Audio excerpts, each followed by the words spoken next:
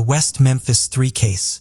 On May 5, 1993, the weather was perfect in the small town of West Memphis, located in Clinton County, United States. The 3 8-year-old friends were getting ready at their homes to go out and play. The boys had met at Weaver Elementary School, and what brought them together was the local scout group, where all 3 had reached the rank of novice scouts. First, there was Stevie Edward Branch, born on November 26, 1984, the son of Stephen and Pamela Branch. His parents had divorced when he was young, and later his mother married Terry Hobbs. Years later, the family expanded with the birth of his younger sister. Stevie was about 4 feet 2 inches tall, weighed around 64 pounds, and had dark blonde hair. He was an honor student with a promising future, but at that moment, he was just a child. That day, he put on a white shirt and blue jeans, left his house on his black and red bicycle. Second was Christopher Byers, born on June 23, 1984, to parents Melissa DeFayer and Rick Moore. His parents divorced when he was just 4 years old, and shortly after his mother married John Mark Byers, who adopted him along with his 13-year-old brother, creating a new family. Christopher was the smallest of the group, standing at about 4 feet, weighing around 51 pounds, and had light brown hair. His physique matched his personality. He was very sweet and innocent. He wore blue pants, dark shoes, a white long-sleeve shirt, and headed to his destination. The group was completed with Michael James Moore, born on July 27, 1984, to parents Todd and Dana Moore, and he had an older sister. Michael was the leader and stood out for his strong personality. He was about 4 feet 2 inches tall, weighed around 77 pounds, and had brown hair. Before leaving, he put on blue pants, a Boy Scout shirt, and a cap from the same organization. He liked wearing the uniform even when he wasn't at scout meetings. He was a real enthusiast. He rode on his green bicycle to meet Christopher and Stevie. The 3 boys headed toward the Robin Hood Hills, where they played all afternoon. Around 6:30 p.m., Christopher's stepfather started calling them to come home, but he only heard the echo of his own voice in response. After half an hour of waiting and growing anxious, Mark Byers decided to go to the police station to report the 3 boys missing. Although the authorities began a search, it had to be limited because it was already very dark and the trees covered the entire area. Nevertheless, families and neighbors carried out their own search until dawn, but they could not find any trace of the 3 children. At the break of dawn the next day, the police started a more comprehensive investigation, led by the search and rescue personnel of Clinton County. They searched every corner of the forest, but they could not find even a single clue. Around 1:45 in the afternoon, just when they thought all hope was lost, they reached the Robin Hood Hills, the wooded area where the boys had last been seen. Officer Steve Jones spotted a black shoe floating in a creek, leading to the largest drainage channel in the hills. He alerted his supervisors and they acted quickly, searching the area downstream of the ditch. There, they encountered the most shocking sight of their lives. The lifeless bodies of the 3 children were at the bottom of a lake, having been tied hand and foot with their own shoelaces. Their right ankles were tied to their right wrists behind their backs, and the same was done with their left legs and arms. The horror did not end there. Both Michael and Steve had bruises all over their bodies. Christopher, on the other hand, had bruises and abrasions on various parts of his body, as well as cuts on his private parts and bite marks. However, this was not of particular attention to the detectives. No one could understand the magnitude of the crime. It had been perpetrated with a cruelty that transcended human limits. At the bottom of the same muddy ditch, wrapped around sticks, they found the children's clothing. Most of the garments were inside out, as if they had been hastily removed. Something that particularly caught the detectives' attention was that the underwear of 2 of the children was nowhere to be found, and 1 pair of pants had traces of fluid, leading to speculation about a possible motive of sexual assault. However, before drawing any conclusions, they had to wait for the forensic analysis. The case was just beginning. The investigation process was hindered because the officers had removed the bodies from where they were found before the forensic scientists arrived to conduct the pertinent studies. The crime scene was contaminated as the chief of police was continuously smoking, throwing cigarette butts into the ditch. The autopsies indicated that Christopher died from multiple wounds that caused him to bleed out, while Stevie and Michael died from drowning in the ditch. The autopsies indicated that Christopher died from multiple wounds that caused him to bleed out, while Stevie and Michael died from drowning in the ditch. The hypothesis of sexual abuse was discarded because the studies showed that the wounds were the result of a knife attack and there were no signs of sexual abuse on the bodies of the minors. Speculation began about the possibility that the children had been attacked somewhere near the woods and then murdered in the ditch. Christopher's autopsy stood out from the rest. He was the only victim with drugs present in his system, specifically Ritalin. While the boy took the medication daily due to his attention deficit hyperactivity disorder, the dose found in him corresponded to a level higher than that indicated by his therapist. The details emerging from the case were increasingly disturbing, and the townspeople grew more and more anxious, exerting pressure on the police. They were desperate for a quick resolution and a culprit to blame. Suddenly, it seemed as if a light had been shone on a potential suspect, a teenager who seemed to fit the criminal profile. His name was Damien Eccles. He was 18 years old and had a substantial record of minor offenses such as vandalism and theft.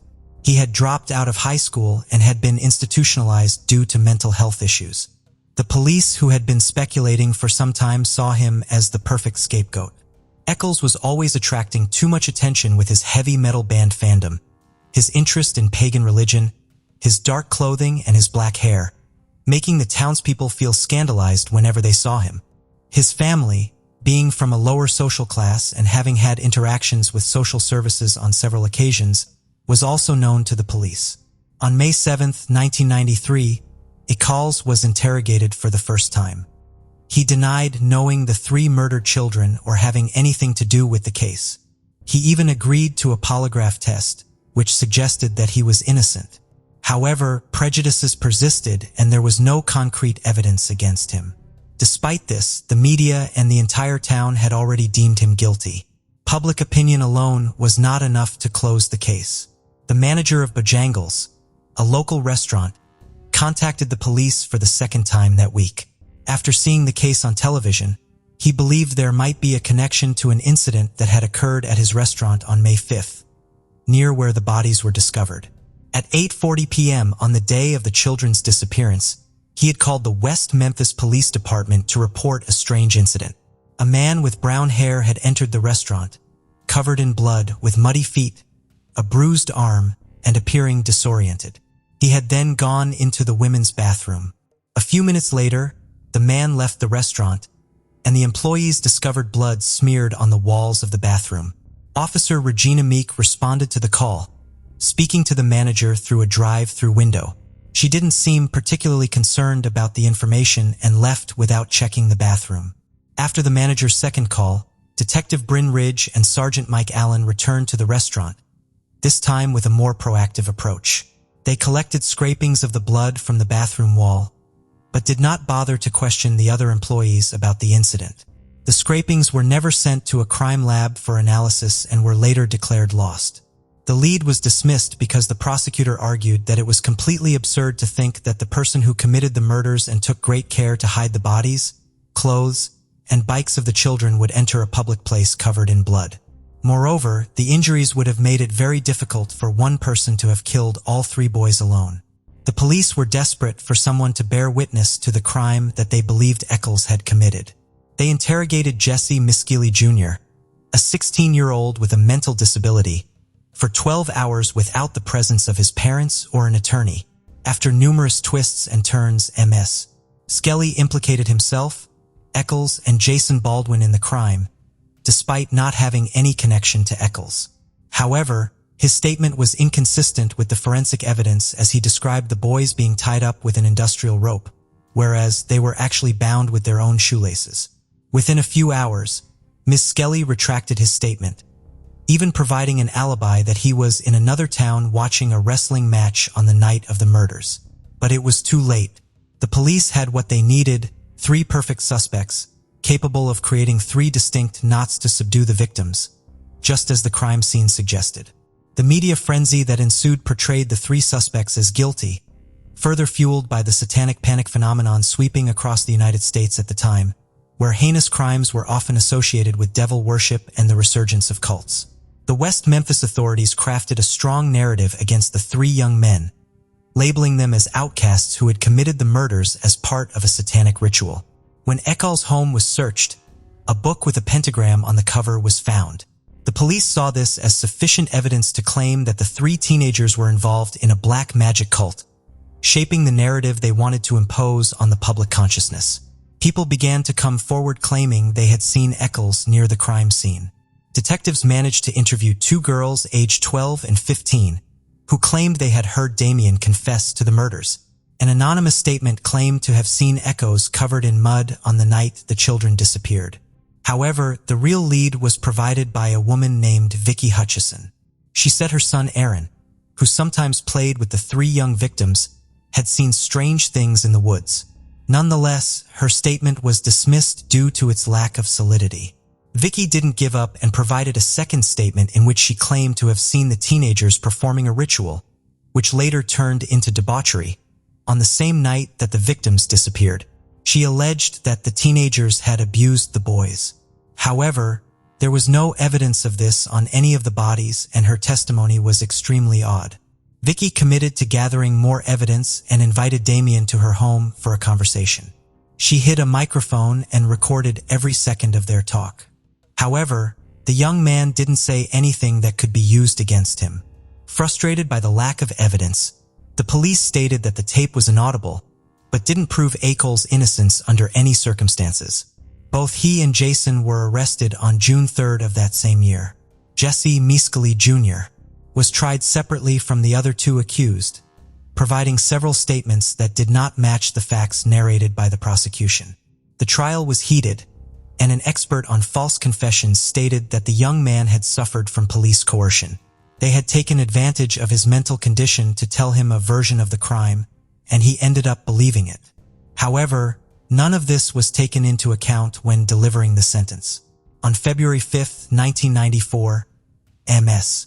Kelly was convicted of 1 count of first-degree murder and 2 counts of second-degree murder.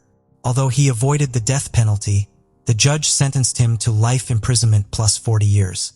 The trial of Eccles and Baldwin was as scandalous as their companions. Evidence used included Stephen King books, black metal band flags, and song lyrics written on the walls of the accused rooms. The verdict was emphatic. The young men were part of a satanic cult and had murdered the children to carry out a ritual. Fibers and a knife found by divers in a lake behind Baldwin's house were also presented as evidence. However, it couldn't be proven that any of these items belonged to the accused youths. It was circumstantial evidence, and they were not given the right to appeal. Much of the evidence that the defense attorneys hoped to present was excluded by the judge. Eccles was sentenced to death by lethal injection for being the mastermind of the crimes, while Baldwin was sentenced to life imprisonment. When asked if there was any reason why the sentence should not be pronounced, Baldwin reaffirmed his innocence. Eccles, completely devastated, shook his head. The execution date was scheduled for May 5, 1994, but nothing was that simple. For the victims' families, the sentence had been handed down too quickly, and there were unresolved issues, which began the most mediatic part of the case, attracting the attention of the most unexpected figures. The young men were already known throughout the country as the West Memphis Three. The case aroused the interest of several prominent figures in the music world, whom Eccles and Baldwin listened to. Among them was Pearl Jam's lead singer, Eddie Vedder, who helped raise money for their legal defense. Natalie Maines, the lead singer of the Dixie Chicks, also joined the cause of the trio. The metal band Corrosion of Conformity included a song inspired by the case called Free the Three in their album Wise Blood. But it wasn't just musicians who were part of the media defense. The young men also received support from Johnny Depp and several film directors. In February 2007, with significantly more advanced technology, new DNA tests were conducted. These tests showed that there was no trace of the three accused on the bodies of the children. The bite marks also did not match any of them. Most shockingly, the results suggested the presence of other individuals at the crime scene. A hair found on one of the shoelaces of Michael Moore was consistent with the DNA of Terry Hobbs, Stevie Branch's stepmother. Hobbs had a criminal record and was known in the town for having a long history of mistreatment, including assaulting his wife, allegations of hitting minors, and attacks on neighbors. Another hair found near the crime scene on a tree stump was consistent with the DNA of a friend of Hobbs, named David Jacoby. Both claimed to have been together on the night of the murders. Hobbs emphasized that he believed the guilty parties were already behind bars. However, 3 witnesses presented sworn statements claiming they saw Hobbs with the children on the night they disappeared. The police did not initiate legal actions against him, but the media did. Peter Jackson, the renowned director, began producing a documentary with the goal of reconstructing the events, pointing at Stevie's stepfather as the murderer. New testimonies were collected. Llywellyn McCoy, Michael Moore's mother, claimed she saw Hobbs washing clothes on the night of the murders, presumably to clean mud off his clothes. Additionally, a cherished pocket knife belonging to Stevie, which he almost always carried with him, was later found among Hobbs' possessions. Finally, and perhaps most damningly, 3 young men claimed that a nephew of Hobbs told them his uncle had been the murderer, but it was a family secret. Opinions among the victims' families began to diverge. The stepfather of Christopher Byers started to suspect Hobbs, even calling him a child murderer. However, Todd Moore believed that the evidence against Hobbs was not convincing. He pointed out that his son spent a lot of time at Stevie's house and could have easily picked up a hair with DNA on his shoelaces on one of those occasions. The tipping point came with the reappearance of Vicky Hutchison, who admitted that she had agreed to collaborate with the police in exchange for a $30,000 reward. She was supposed to provide false information to implicate Eccles. This revelation indicated it was time to redeem the West Memphis 3. In 2010, 17 years after the crime, the Arkansas Supreme Court ordered that the DNA evidence must lead to a new trial. The West Memphis 3 reached an agreement with the prosecution adhering to the Alford plea, which allowed them to assert their innocence while acknowledging that the prosecution had enough evidence to convict them. On August 1931, they were released on a suspended sentence of 10 years after having spent 18 years in prison. However, they remain on probation and could be incarcerated again for more than 21 years if they reoffend. The procedure allowed the accused to freely express that they are innocent, even though their official record still lists them as guilty. In interviews given after their release, Baldwin stated that he had been reluctant to plead guilty to crimes he did not commit, but he did so to spare Eccles from the death penalty. Although the families of 2 of the victims came to believe that the trio was innocent, a spectator shouted murderers at the 3 as they left the courthouse. It would be very difficult to undo the scandal that the West Memphis police had constructed. In a press conference, the 3, now adults, stated that their main concern was clearing their names. In 2013, a new version of the story emerged from Billy Wayne Stewart, a self-confessed drug dealer, and Benny Guy, a convicted felon. The story was not firsthand, but had reached them through Buddy Lucas, a teenager from the town. On May 5, 1993, Buddy had gone out with Terry Hobbs, David Jacoby, and his friend John Mark Byers to buy marijuana from Stewart. They then got into Hobbs' truck and drove around the city, smoking and drinking whiskey. They reached a wooded area, and at that moment, Hobbs asked the 2 teenagers to get out and fight while he and Jacoby watched in a fetishistic act. It was unclear whether this led to any intimate activity. During the course of that afternoon, Christopher Byers, Michael Moore, and Stevie Branch appeared on their bicycles. Upon realizing they were witnessing something they shouldn't, they decided to leave, but it was too late. Hobbs shouted at his companions to stop the boys, while Jacoby hit one of them. That's when the attack occurred, resulting in the mutilation of Christopher's genitals. The other boys had seen too much, so they decided to kill them all. The clothing and bodies of the boys were collected and dragged to the water, and their bicycles were thrown into the swamp. According to Stewart, when he tried to call the West Memphis police investigator to tell him Buddy Lucas' story, he didn't even bother to return the calls. These statements are public knowledge, but the case remains closed. It is unclear if the authorities prefer to leave the case as a collective myth rather than seeking true justice for the victims and their families. Before we dive in, don't forget to subscribe to our new channel, where we uncover captivating and chilling cold cases that will keep you on the edge of your seat. You won't want to miss the twists and turns we have in store. Let's continue. In the early hours of May 25, 1996, Kristen Smart vanished. She was last seen at 2 a.m., allegedly intoxicated and passed out on a neighbor's lawn. 2 fellow students offered to help, unable to ignore her sorry state. A third, Paul Flores, stepped in to help as he lived nearest to her Muir Hall residence. She was never seen again. Her trail went cold. For 2 decades, Flores's name continued to pop up on investigation radars. Despite an array of items of interest, no solid leads panned out. Kristen's disappearance sparked a change in legislation ensuring safety for future students. Stan and Denise Smart welcomed Kristen Denise Smart into the world on February 20th, 1977. She was born in Augsburg, Bavaria in West Germany. Kristen's parents were both teachers of the time to children of American military personnel. When she was still a young child, they eventually moved back to Stockton, California. The eldest of 3 children, Kristen's mother, Denise, called her a dreamer. According to her family, Kristen had a great love of the ocean and an adventurous spirit. She had a real zest for life. Kristen graduated from Lincoln High School in Stockton in 1995. Prior to attending university, she worked as a lifeguard and camp counselor at Kaimokulea in Hawaii. In 1996, Kristen enrolled at California Polytechnic State University in San Luis Obispo, California. She had high aspirations but was also indecisive. Initially, Kristen enrolled at Cal Poly to study architecture. She loved drawing. Later, she changed her major to communication studies. Denise said she wanted to be the next Joan London, traveling the world as a reporter. Memorial Day weekend 1996, Kristen called home and left a voicemail. Good news. Good news. I'll call home Sunday.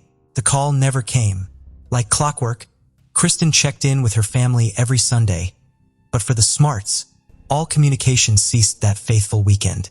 Friday night, Kristen attended an off-campus birthday party. Her friend, Margarita Campos, recalled dropping her off. Campos said that Kristen seemed a little mad because she didn't join her for the evening. The last thing she said to Kristen was to be careful. Temperatures were warm, and Kristen wore a cropped gray t-shirt, black surf shorts, and red Puma sneakers. Witness statements from the party varied. Some alleged she was extremely intoxicated. Others claimed she didn't drink at all. Some believed she was possibly given a date rape drug.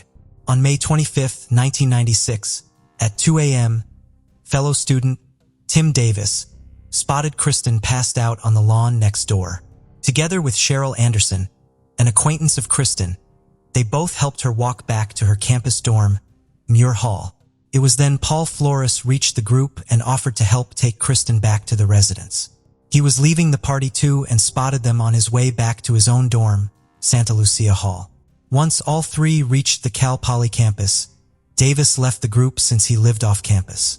Now down to 3, Cheryl started to notice Paul's odd behavior. In her disposition, Cheryl remarked about the many stops made along the way. She also noted the familiar manner Paul had with Kristen.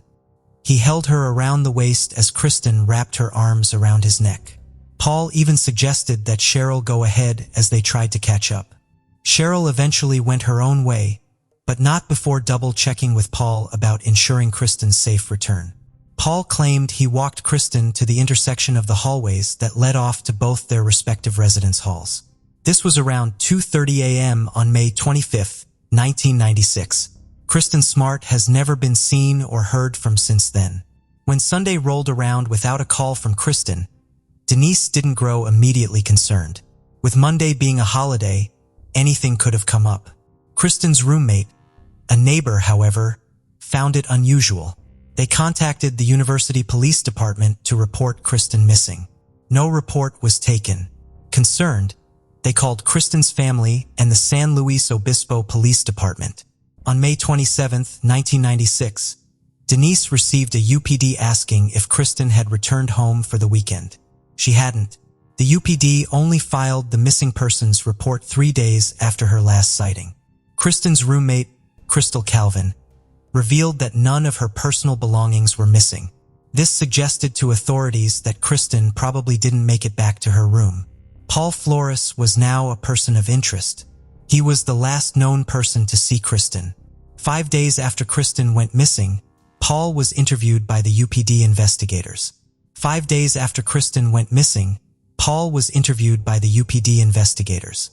He told investigators they both went their own directions at the intersection. Investigators, however, were quick to notice Paul's black eye.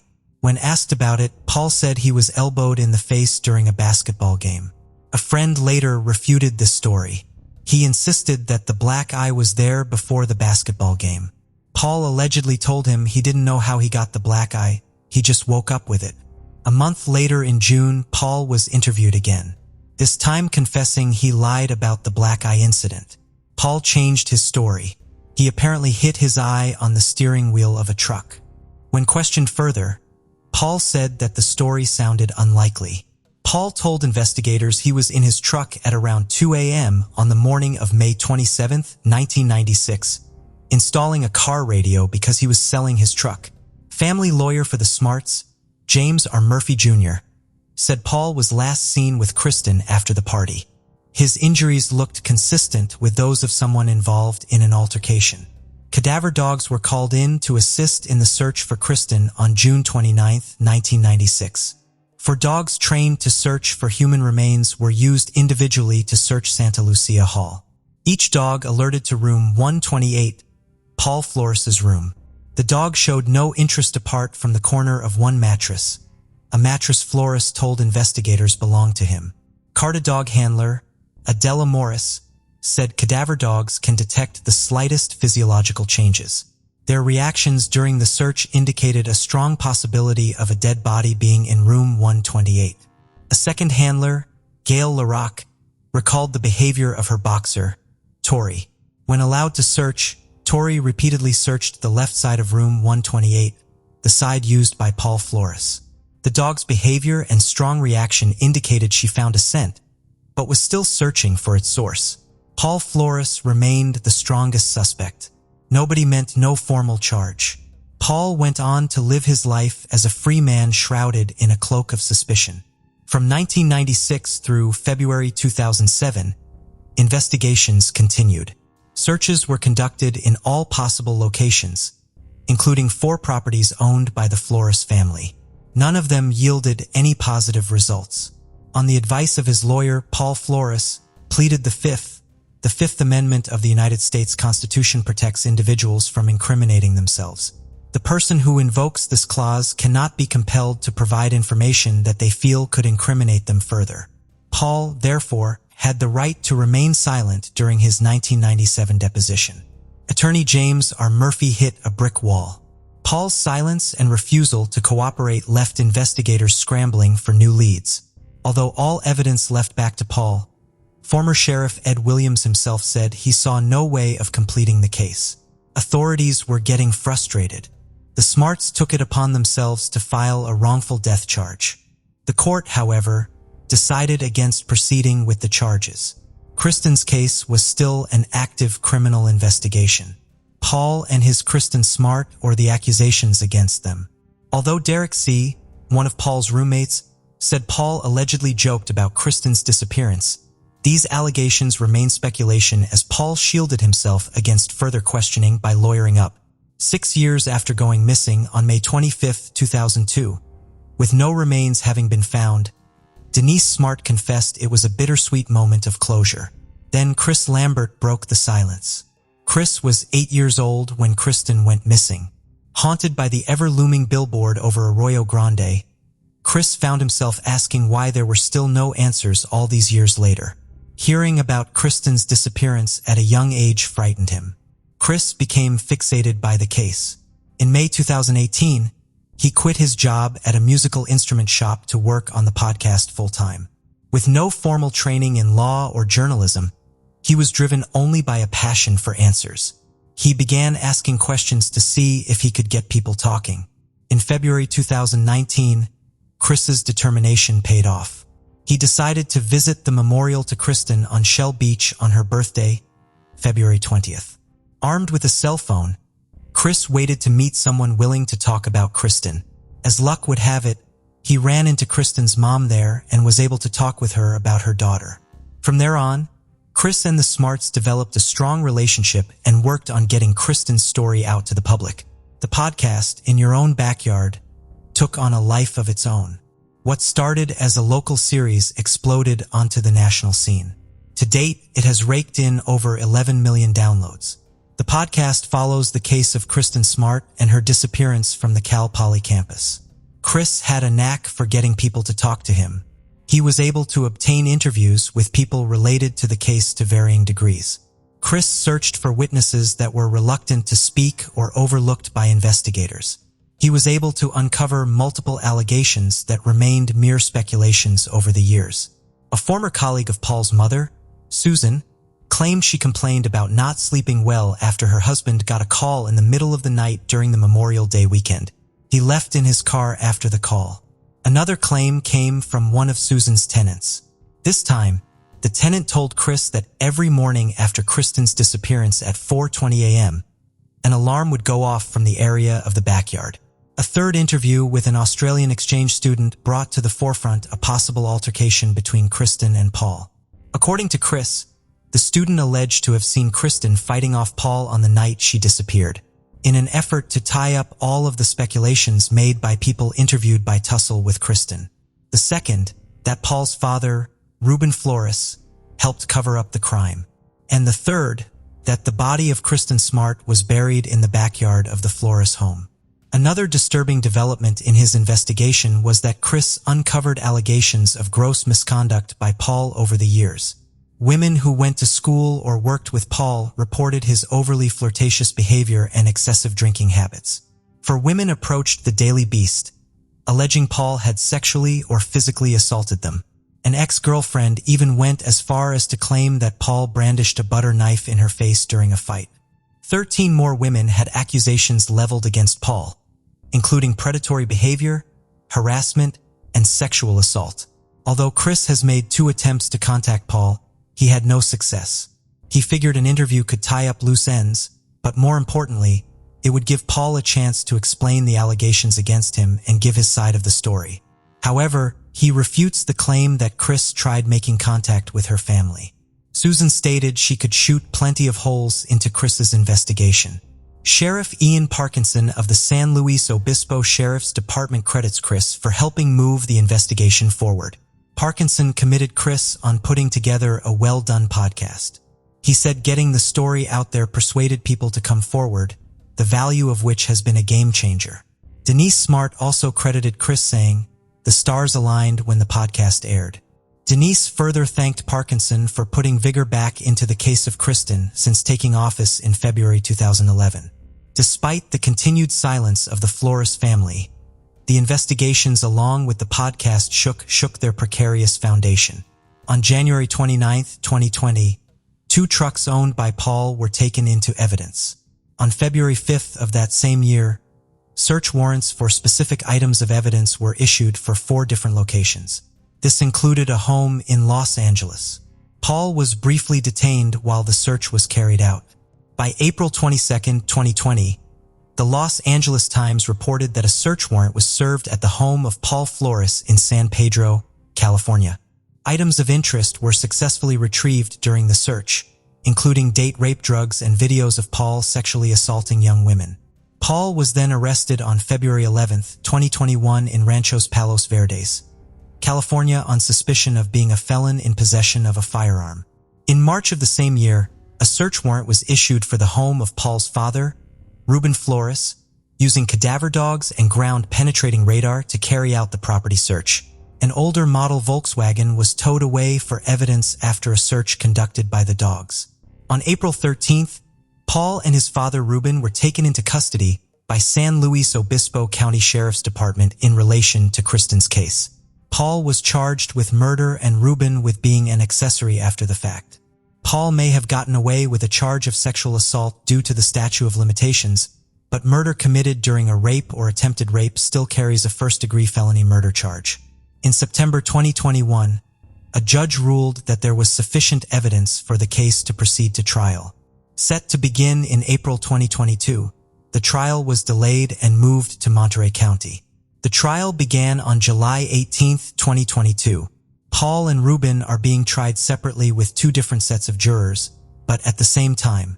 Opening statements made by San Luis Obispo County Deputy District Attorney Chris Pavel painted a picture of a young life lost too soon. Pavel described to the jurors a family mourning their daughter's unknown whereabouts and the evil that is Paul Flores.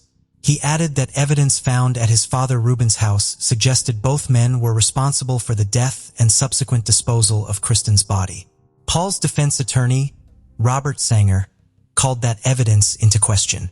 He said it was a tragic situation, that Kristen's body was never found, nor was any DNA evidence. He stated it is believed she is deceased, but there is no evidence of what happened to her after Paul left her at her dorm. Since July, the trial has seen accusations of predatory behavior and violence leveled against Paul Flores. Many women have come forward accusing Paul of harassment and inappropriate sexual misconduct. Two women who were referred to as Rhonda Doe and Sarah Doe gave testimony of their encounters with Paul. Both women alleged they felt uncharacteristically drunk after meeting Paul. Large chunks of their memories were lost, and both described waking up to Paul abusing them. Their graphic testimonies brought jurors to tears, prompting Judge Jennifer O'Keefe to call for a recess. Testimony surrounding the search of Ruben Flores' home caused another juror to break down. With testimony from investigators and experts, many graphic details are being recounted. Judge O'Keefe stated that it was a long, hard trial, and sometimes things are emotional. It was not unusual for jurors to break down emotionally. Damning evidence came in the form of one Jennifer Hudson. Hudson took to the stand explaining how she encountered Paul and his friends while skateboarding. She was 17 years old at the time. Previous court papers stated that Hudson alleged Paul remarked he had buried Kristen beneath his ramp in his backyard in Hawasna. This was allegedly said while they were together during a public service announcement of Kristen's disappearance. Sanger, defense attorney for Paul, questioned the relevance of her statements. He pointed out her recreational use of drugs and alcohol, questioning her reliability. He implied she was not answering truthfully according to a transcript of her tweets.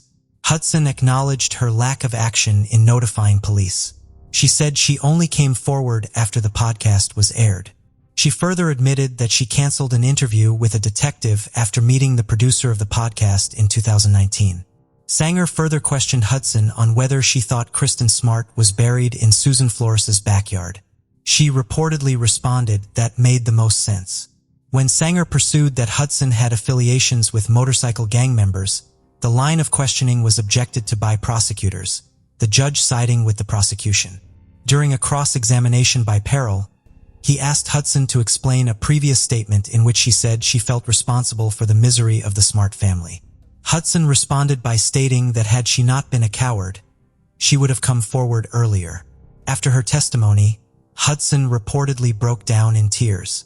Unexpectedly, court proceedings were halted after Hudson's testimony. No reason given by the judge. The trial is expected to continue through September 2022. For the Smart family, an emotional decades-long search for the truth is finally coming to an end, yet their heartbreak over losing their daughter never will. Where other victims of Paul Flores, old wounds are being reopened. For Chris Lambert, the quest for justice has finally begun. Kristen Smart can finally rest at peace as her killer may soon be held accountable. No longer just a face on a billboard, Kristen's story is being laid bare for all to hear and for all to share in the triumph and relief of seeing her killer face his just dues. Morgan Chantel Nick was born to Morris and Colleen Nick in Ozark, Arkansas on September 12, 1988. She was the couple's first child, and later, the family expanded with the birth of two more children. Morris was known to be a loving and kind father.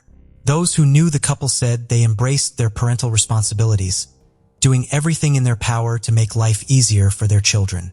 Though Morris and Colleen initially seemed happy, challenges soon surfaced in their relationship.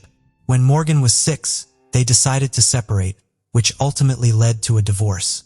The process, however, was amicable, and they never fought over the custody of their children.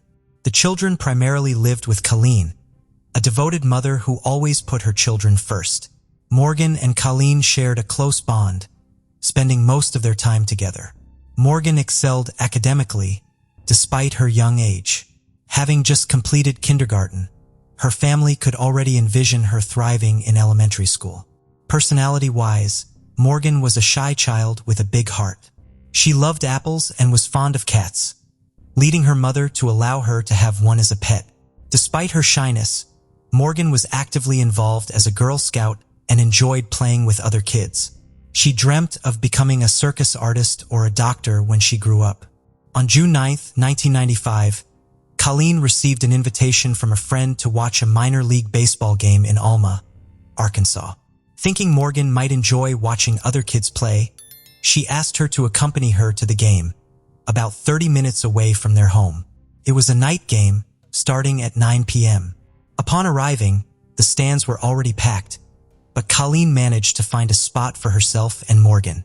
However, 6-year-old Morgan soon grew bored and began fidgeting with her shoelaces. Despite being a calm child, usually hesitant to engage with strangers, 2 older kids approached her. They introduced themselves as Jessica and Ty, aged 8 and 10 respectively. There are different accounts of what happened next. In one version, Morgan asked her mother if she could play with Jessica and Ty, but Colleen initially declined. Concerned about the unfamiliar surroundings and the packed venue of almost 300 people, Colleen was hesitant to let Morgan wander off. However, Colleen's friends urged her to let Morgan play, assuring her she was being overprotective and that Morgan would be fine. Eventually, Colleen relented. The kids mentioned wanting to run up a nearby hill to catch fireflies. With the game nearing its end around 10:30 p.m., Colleen allowed Morgan to go, but only for a short while. In another version, when Jessica and Ty invited Morgan to catch fireflies, Morgan's innate shyness made her decline. Yet, Colleen's friends thought it would be good for Morgan to interact with other kids. Colleen then persuaded a reluctant Morgan to go with them, even if it meant leaving her mother's side. What's certain is Morgan left the stands with the 2 children. While Colleen tried to keep an eye on them, she got distracted when the baseball game ended and teams came into the stands to greet their families. The next time Colleen looked for the children, she saw Jessica and Ty returning without Morgan. Concerned, she immediately asked them about her daughter's whereabouts. They replied that the girl had disappeared while everyone was emptying sand from their shoes, leaning against Colleen's car. Subsequent investigations revealed that while Jessica and Ty sat at the front of the vehicle shaking out their shoes, Morgan was alone at the back emptying hers. Another significant and worrying detail was that the children insisted they saw a creepy man talking to Morgan before she vanished. Confused and anxious, Colleen immediately raised the alarm, and the adults present at the baseball field helped her search the nearby areas for her missing daughter. However, hours passed in the search without results, and Colleen decided to report the incident to the local police. Those who knew Colleen highlighted her kind nature and how she was always willing to help those in need. Therefore, when she needed support in searching for her child, many showed their solidarity. Additionally, being a devoted mother who always looked out for her children made the community even more outraged at the kidnapper or kidnappers who took Morgan away from her family. On the day she disappeared, Morgan was a beautiful girl with blonde hair and blue eyes. Before going to the baseball game with her mother, she had attended her Girl Scouts activities and was wearing the organization's green shirt, blue denim shorts, and white tennis shoes. Another distinguishing feature of the young girl was that she had 5 silver crowns on her molars, a type of cap used to cover and protect a damaged tooth which were easily visible. When the police were informed of the disappearance, they immediately began their investigation. Officers and local volunteers organized numerous search mobilizations, while detectives went door to door seeking evidence and witnesses. Since Jessica and Ty claimed to have seen a man speaking with Morgan before her disappearance, the police compiled a detailed description of the suspect, who was said to be between 23 and 38 years old with black hair sprinkled with gray, and he had a mustache and beard. Witnesses also reported seeing a faded red pickup truck nearby with a mismatched white camper shell that seemed too small by a couple of inches. They noticed possible damage to the back right corner of the vehicle. Some claimed the truck had Arkansas license plates, but the plate number wasn't recorded. Additionally, upon reviewing home videos recorded at the baseball field, investigators confirmed the existence of the suspect and the aforementioned red truck. However, unfortunately, Morris seemed devastated by his daughter's disappearance and expressed willingness to cooperate with law enforcement. Surprisingly, during the initial investigation, the girl's father became a potential suspect as some evidence suggested he acted as a low-level drug dealer. He also reportedly had a criminal history, including assault and property damage charges. From the beginning of the investigation, Colleen was willing to cooperate with law enforcement in every way because her only wish was for her daughter to return safely.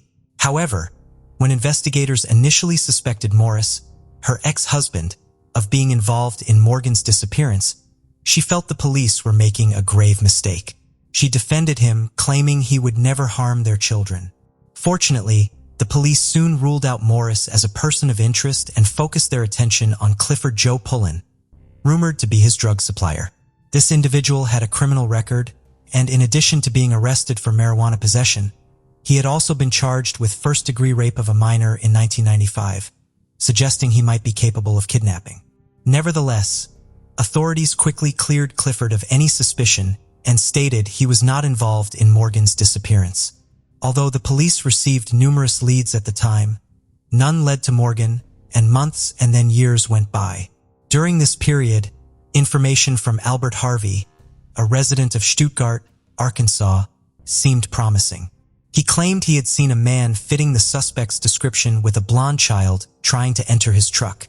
Interestingly, Albert was able to identify the suspect from the sketch, and the police used all their resources to scour the area. However, as hours went by without any leads, law enforcement began to doubt his claims. They subjected Albert to 2 polygraph tests, which he failed, and he eventually admitted to lying. The case went cold, and as time passed, the search was no longer for a 6-year-old girl, so the existing photos of Morgan seemed insufficient. To provide a solution, in February 2001, the National Center for Missing and Exploited Children released an age-progressed photo showing what Morgan might look like at 12 years old. The intention behind such photographs was to widely disseminate an updated image of Morgan. This way, if someone spotted a teenager resembling the image, they could alert authorities to verify it if she was the girl abducted in 1995. Leads in the case were dwindling. Although police vowed that they wouldn't stop working the case until they found Morgan, the trail was growing cold. Searches would continue to be held sporadically, and detectives still followed up on every tip they received, but nothing brought them any closer to finding Morgan. The next lead came in January 2002 when a tip led investigators to search a property in Logan County, Arkansas. A witness claimed that Morgan was buried there. This testimony was so detailed and specific that the police acted on it. However, despite using search dogs and scouring the area thoroughly, nothing was found. On August 14, 2005, ABC's Home Edition and John Walsh, co-founder of the National Center for Missing and Exploited Children, addressed the topic of missing children, highlighting Morgan's abduction. Colin and Morgan's siblings received a new home after their family home was damaged by a water heater explosion. In November 2010, federal investigators searched a vacant house in Sparrow, Oklahoma after receiving a tip from a confidential informant. Sparrow was about 25 miles from Alma, and the property they searched had once belonged to a convicted child molester who was currently in jail. Although investigators had nothing linking the man to Morgan's disappearance, they searched through the home looking for possible DNA evidence that might indicate Morgan had been there. Unfortunately, they didn't uncover anything related to the case. In August 2012, 2 convicts, identified as Tonia Smith and James Monhart, were accused of trying to buy some of Morgan's personal documents, including her social security number and birth certificate. While they were found guilty of document forgery, investigations determined they weren't involved in Morgan's disappearance.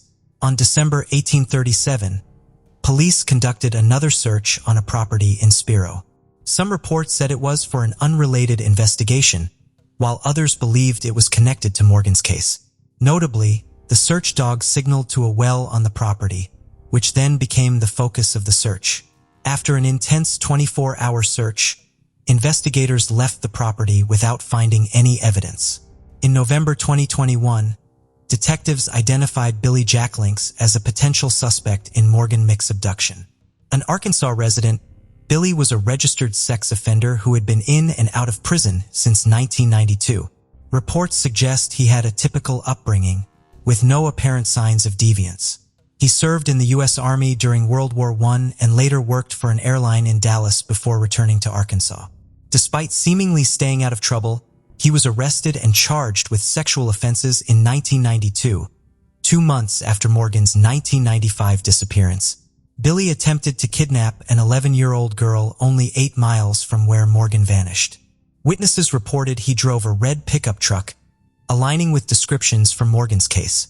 A week after Billy's arrest, investigators searched his truck, finding hair, fibers, a mask sheet, rope, a tarp, insulation tape, and blood on one of the seats.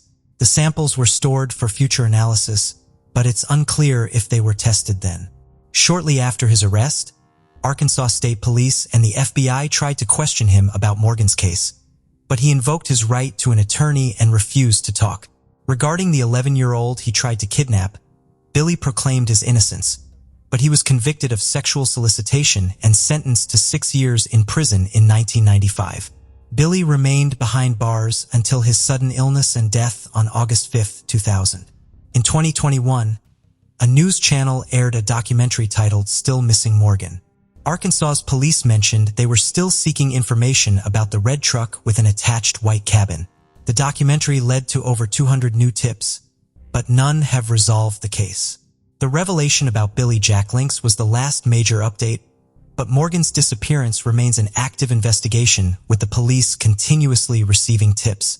Meanwhile, Colleen pleads with law enforcement to follow every lead, refusing to rest until his daughter is found, hoping for her safe return. This case has profoundly impacted Arkansas and even influenced the naming of the Amber Alert. The Amber Alert system began in 1996 after the disappearance of Amber Hadriman in Arlington, Texas. AMBER is an acronym for America's Missing Broadcast Emergency Response, managed under the Department of Justice.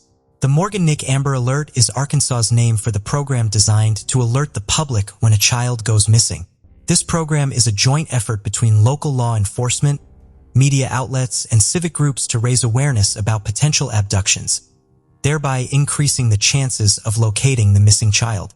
Activating the Morgan Nick Alert involves the participation of all Arkansas law enforcement agencies, along with more than 250 local radio stations, TV networks, and other media outlets.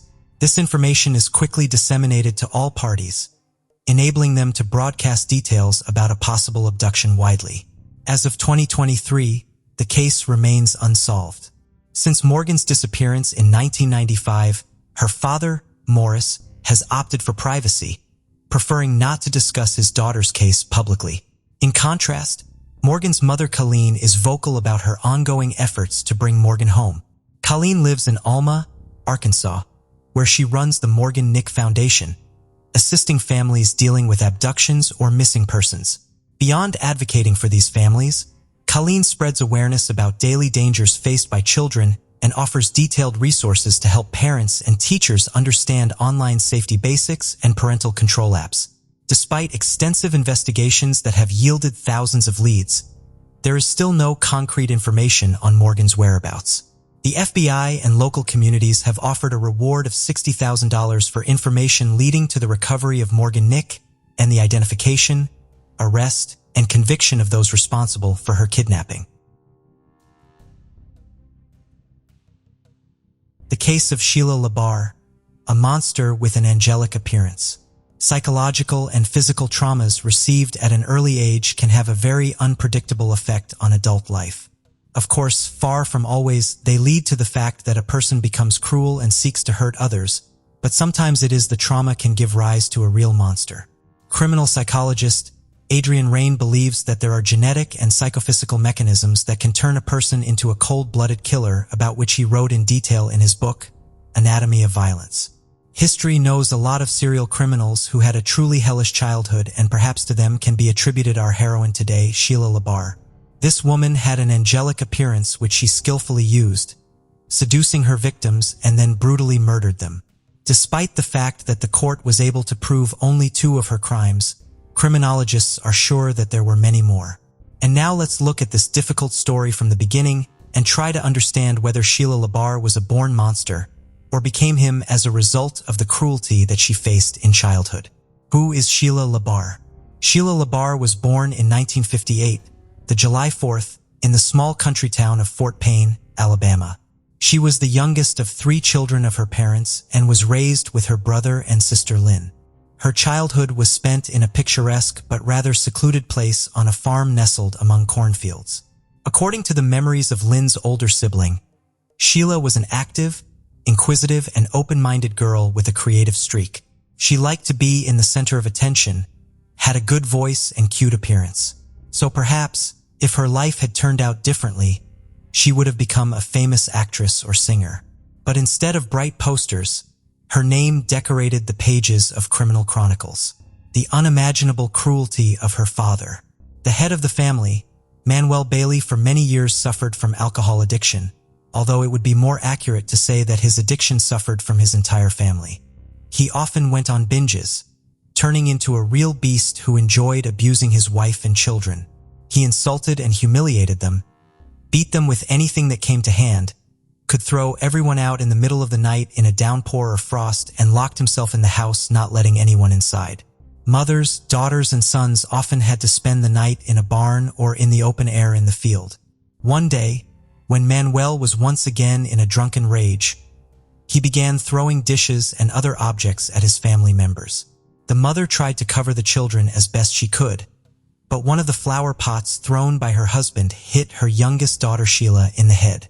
Sheila suffered a serious concussion and a lifelong scar on her temple, which she painstakingly covered with her hair. But not even the insults and beatings were the worst thing that the sisters had to endure in their parents' home. According to the memories of Sheila and Lynn, Manuel from an early age forcibly inclined them to intimacy. The mother may have been aware of what was going on, but the subject was never broached. However, despite the nightmare at home, Sheila did well enough in school. She dreamed of leaving the farm as soon as possible and go to conquer the big city. The girl was quite ambitious and determined. She passionately wanted to realize her childhood dream in life and become an actress or pop singer, and she had everything for this: charisma, bright appearance, and a beautiful voice. Adulthood, first marriage. Barely Sheila was 18 years old. She left her parents' home, but adult life was not so joyful. To enter the university, she was not allowed to average score, and to move to the big city, she simply did not have the money. Then Sheila got a job as a maid in one of the hotels, where by that time her older sister was already working. It should be noted that Sheila had a slender figure and a very attractive appearance. She had big blue eyes, a charming smile, and a mop of thick long hair. She was surrounded by attention from men, and over time, she learned to use it and manipulate her suitors. In the late 70s, LaBar then Bailey met a guy named Jonathan Baxter, and a romantic relationship began between them. Jonathan was not yet 20 years old at the time, but he already had a young daughter from a previous relationship. However, the child did not become a hindrance, and soon the couple got married. However, this marriage lasted only a few months and collapsed after Jonathan learned that the young wife abused his daughter while he disappeared at work. Jonathan did not organize scandals and listen to explanations. He just filed for divorce and put his wife with his belongings outside his house. He never wanted to see or hear from her again. After the divorce, Sheila dated various men and mostly lived off them. But all these relationships were fleeting and lasted from a few weeks to a couple of months until in the early 80s, she met her future second husband, Ronnie Jennings. The tumultuous romance soon led to marriage, and Sheila took on a double last name, Bailey Jennings. It was an unhealthy relationship between two irascible and unstable people who regularly cheated on each other, scandalized, and even fought. Still, their marriage lasted more than 3 years. In 1984, after another family quarrel, Sheila demanded a divorce from her husband, but he refused her. In fact, Ronnie did not hold on to the relationship at all.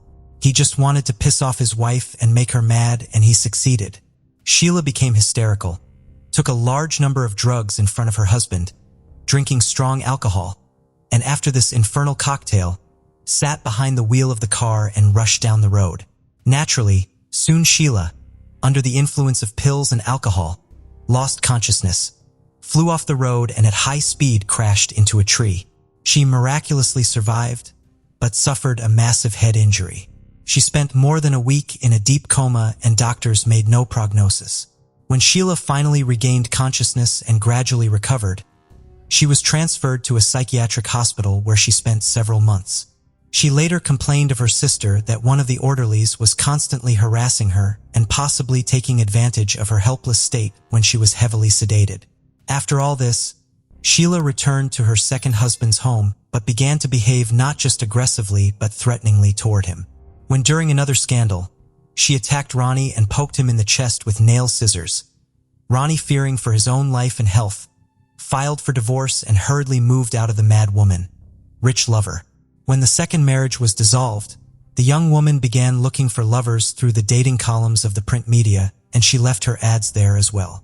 But no man did not stay with her for long because Sheila tended to dominate everything, rigidly suppressing their partners both in intimate and everyday life. Soon the photo of an attractive girl in the dating section drew the attention of 60-year-old Wilfred Bill LaBar. The man had previously been married twice and had adult children and grandchildren from previous marriages. He was widowed a few years ago and had been living alone on his large country ranch ever since. Bill was a fairly wealthy man.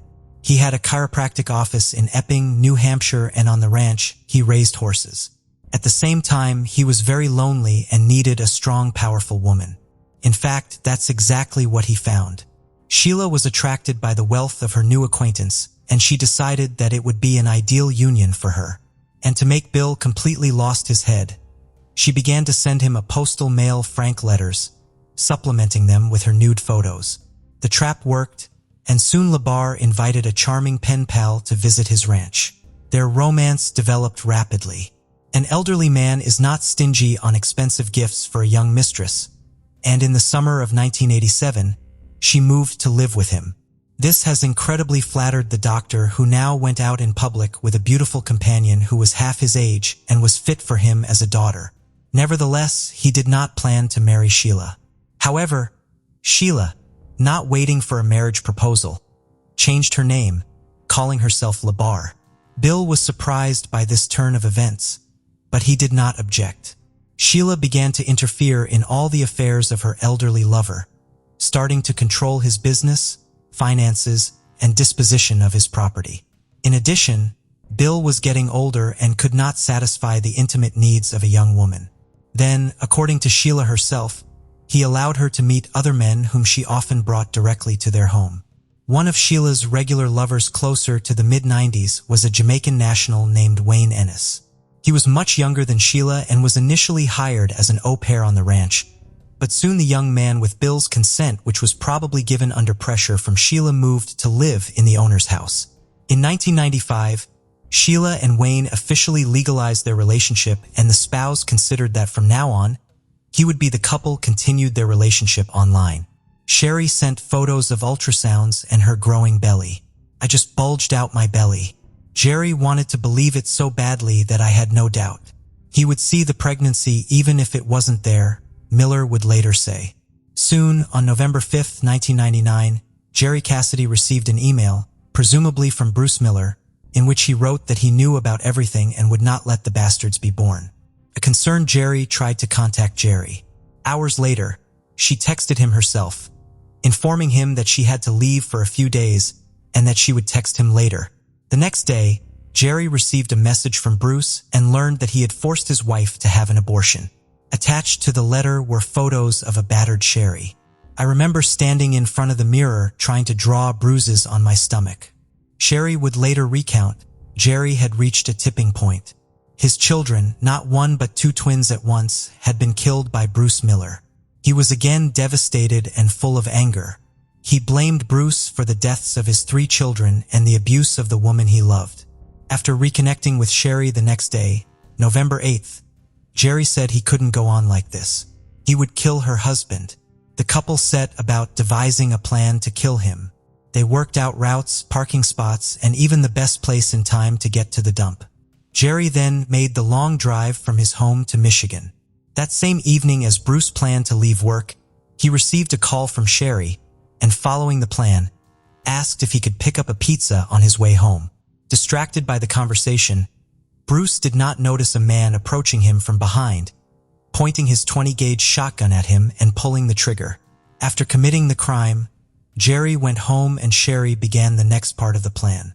She called Bruce's brother, Chuck, said she was very worried about her husband's long absence, and asked Chuck to drive to the junkyard and see if everything was okay. When Chuck got there, he found his brother dead on the floor in a pool of blood. He had been shot in the chest with a shotgun at close range. According to eyewitnesses, when Sherry learned of Bruce's death, she began screaming and crying. The crime scene was quickly discovered, but no trace or evidence of the suspect remained. Detectives learned that Bruce carried large amounts of cash, and they initially thought his death may have been the result of a botched robbery as the dead man's wallet was missing. John Hutchinson, a friend and employee of Bruce's who had recently borrowed $2,000 from him, came under suspicion. Police questioned Hutchinson, searched his home, and confiscated weapons. John adamantly denied involvement. The search was inconclusive, and despite the fact that Hutchinson failed a polygraph test, he was eventually released. A theory of murder due to falsification of vehicle identification numbers was considered. However, none of the options did not give any leads, and soon the case was closed. Meanwhile, according to Bruce's sister, Judy Miller, Cherry's behavior did not fit most people's idea of a grieving spouse. 2 days after the death of her supposedly beloved husband, she was already dancing in a bar in Otisville, Michigan, and looked happy. 2 weeks later, she had a boyfriend, and it wasn't Jerry Cassidy, but a local delivery boy named Jeff Foster. The goal was accomplished. It was like Sherry had passed a level in a video game and the former lover was no longer interesting. Jerry thought that after the murder, he would be with the woman he loved. After all, he killed for her. But that didn't happen. She began to distance herself. And a month after the murder, she moved her new boyfriend, Jeff Foster, into the house she used to share with her husband and completely severed her relationship with Jerry, leaving him devastated.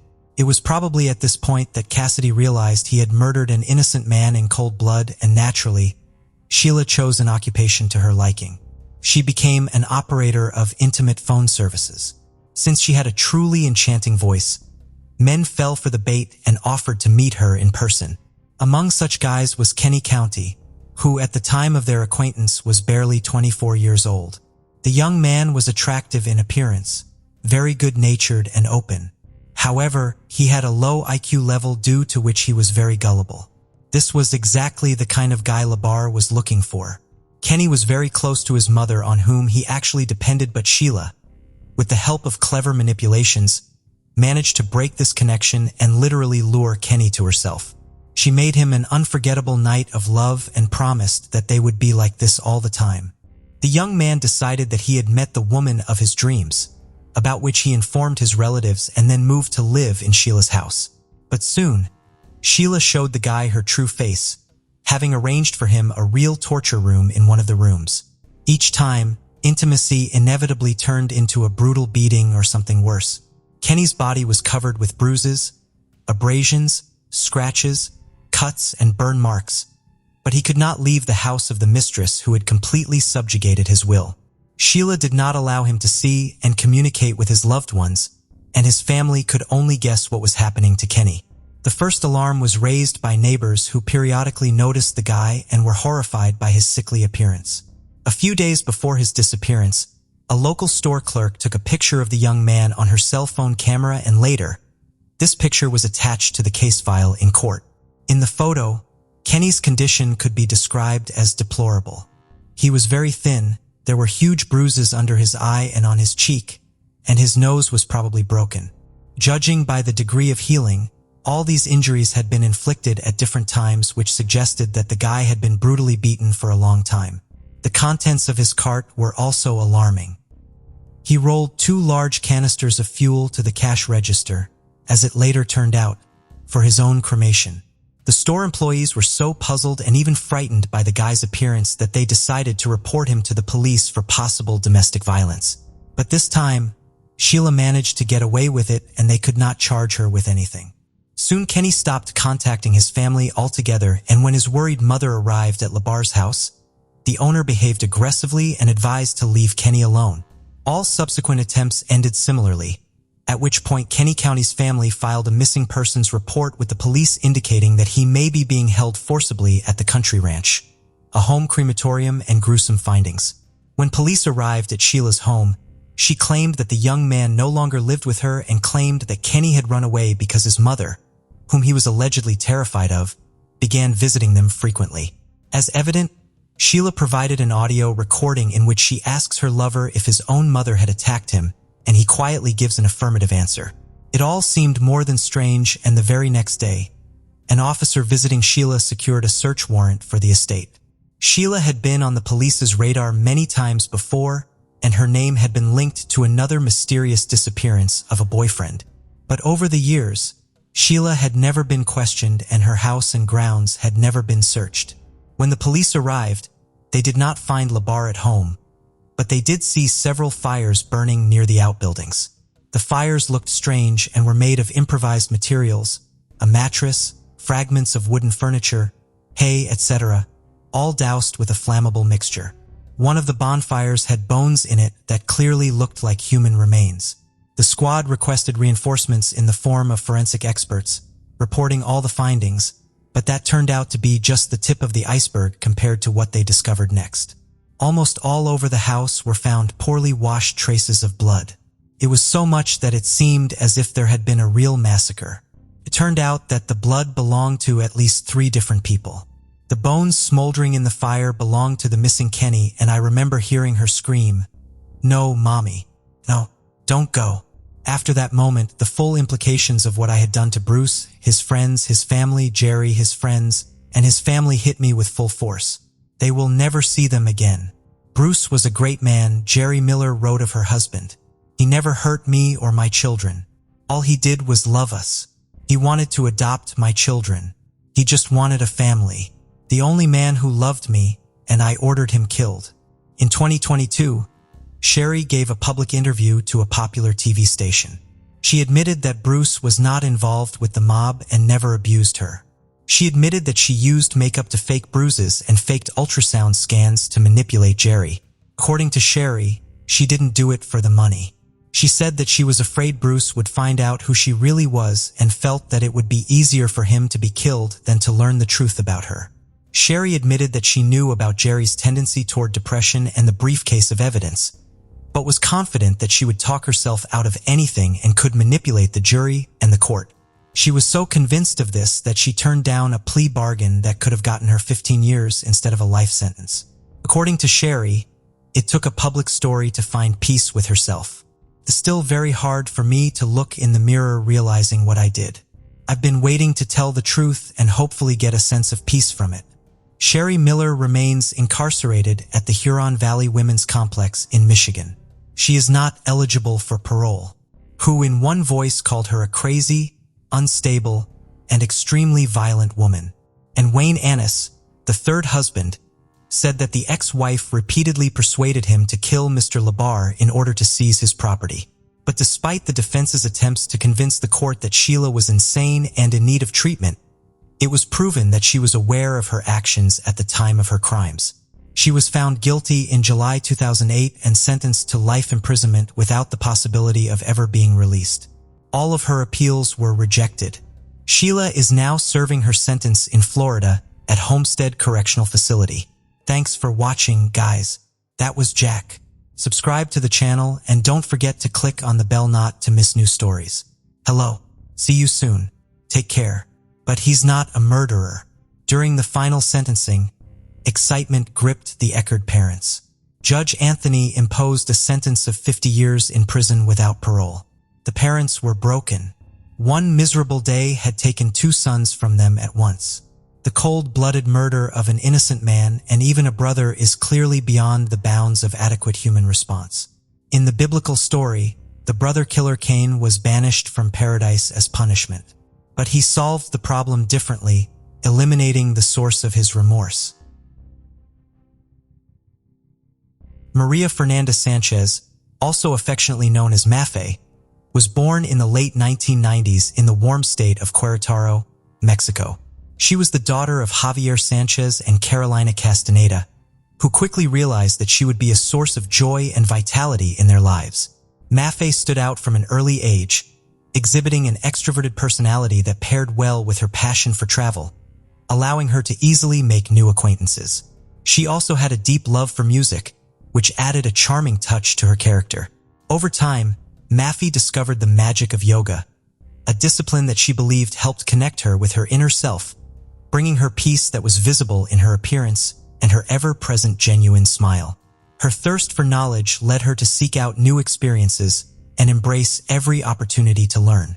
Mafe was a diligent student, resulting in a strong academic foundation.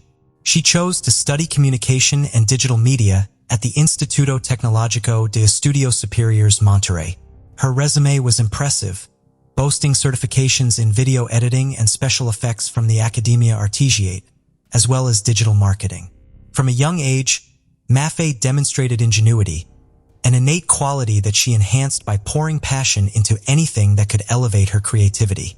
These favorable conditions made it no surprise that she excelled in digital content creation, photography, and video editing. Mafe was the soul behind Mesh Productions, a small production house she created that reflected her passion for audio-visual production, visible through her social media presence. Her professional journey also included a role as a journalist at a magazine from 2018 to 2021, where she helped to increase the presence and prestige of her alma mater through social media content and contributed to educational note writing for Connecta.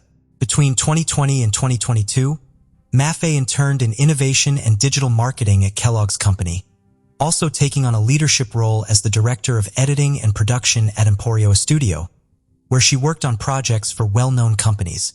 In February of 2023, the next chapter of her life brought her to Germany to pursue a master's degree in new media design at the European University of Applied Sciences.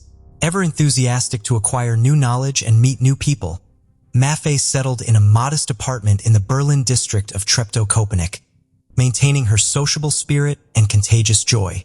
Despite feeling the impact of the distance from her homeland, she stayed connected with her family through phone and video calls, sharing her excitement about her new experiences and friendships.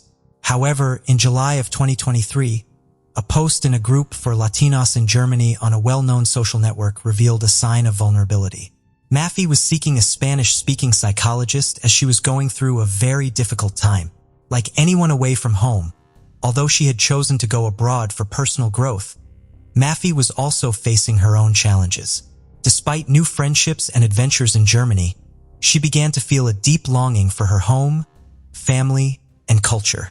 Mafe's life took a dark turn on Saturday, July 22, 2023. Although she had planned to attend the annual LGBTQ community celebration in Berlin, she decided at the last moment to stay in her apartment to work on an academic project. This wasn't out of character for her, as she had always been very responsible, especially when it came to her studies. Despite the odor of the celebration, she chose to fulfill her duties. Just before noon, Mafe spoke with her family in Mexico. The conversation was like any other day, but it turned out to be their last. After this seemingly normal interaction, Mafe left her room in the student residence in Treptow-Köpenick, disappearing without a trace. The following Sunday was unusually quiet from Mafe's end, which seemed strange to her family. They thought she might be busy or resting, but as the hours passed and she didn't respond to her family's regular calls, their worry increased. They tried to remain calm and ward off dark thoughts, but anxiety started to take over. Finally, on Monday, July 24th, concern turned into action and Mafe's family contacted the authorities at the student residences to request they check on her apartment to ensure everything was all right. The state in which they found Mafe's room turned into a perplexing mystery. First and foremost, Mafe was not there, and bizarrely, her cell phone was left on her bed, while the door to the inner courtyard was left open. These details were utterly enigmatic and led the residence administrators to alert the authorities, resulting in an immediate and extensive search. The European University of Applied Sciences, aware of the gravity of the situation, offered its support to the family and closely collaborated with the authorities in the search for Mafe. Through a statement, One of her teachers expressed the academic community's dismay of the student's disappearance and highlighted the coordinated efforts to find her. Concern peaked on July 25th when Maffey's parents, Javier and Carolina, traveled to Berlin, marking the start of an international search. The authorities issued a missing person notice, requesting any information that could shed light on her whereabouts.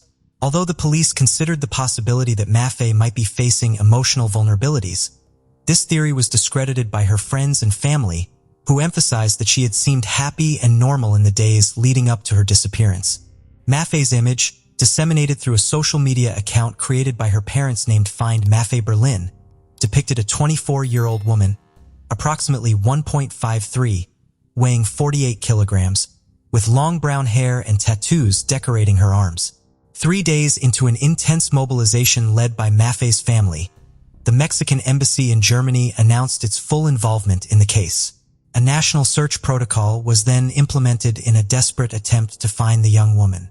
The Mexican ambassador in Germany used his personal social media account to express his distress and urged empathy and generosity towards those who are far from their loved ones, striving to excel in an environment with a different language and customs than those of their childhood. On July 26th, consular authorities announced the implementation of the protection protocol known as Search for Nationals. This protocol involved coordination between the Mexican and German authorities, aiming to cross-check information from hospitals, schools, and even morgues with testimonials, persons of interest, and security camera footage. However, nothing seemed to yield results. The search intensified on July 27th when the police began to explore canals and ponds in the region. Equipped with search dogs and divers, the search operations unfolded on multiple fronts, and civil society volunteer groups organized through social media to search for Maffey on streets and in public squares.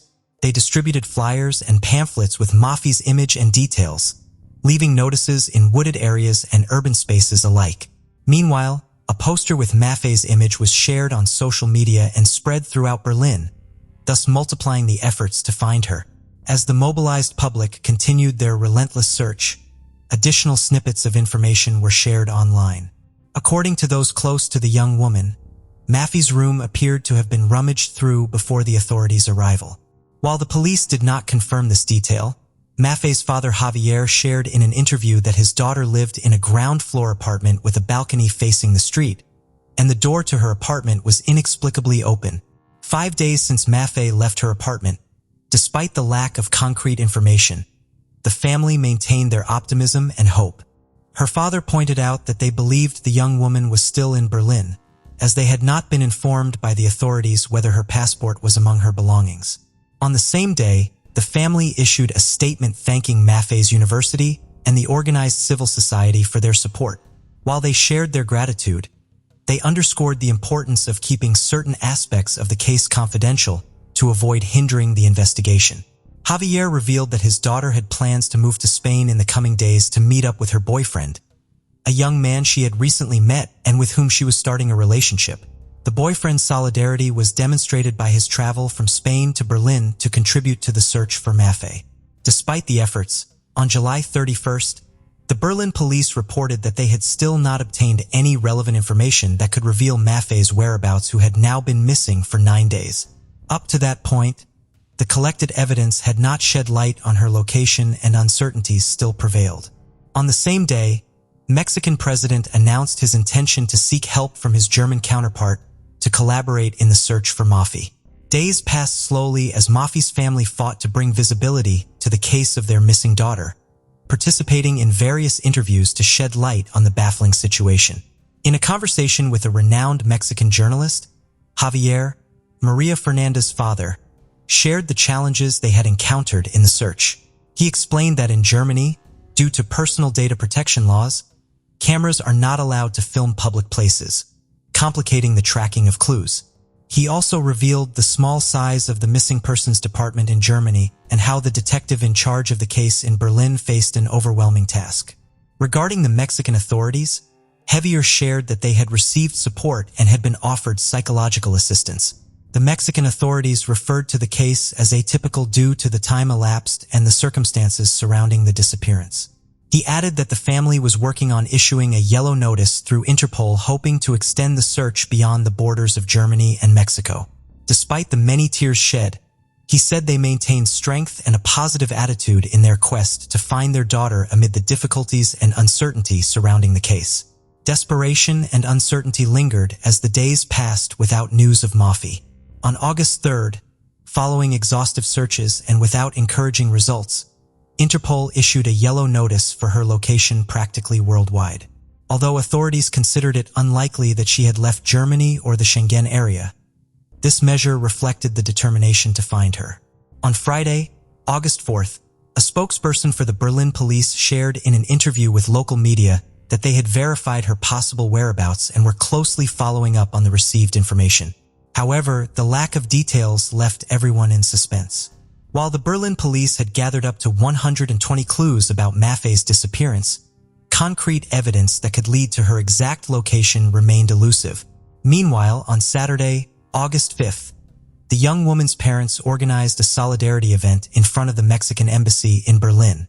About 200 young Berliners, dressed in white and carrying lit candles and messages of encouragement, gathered to keep the search alive and show their support for the family. In the midst of this emotional scene, the feared news arrived in the early afternoon.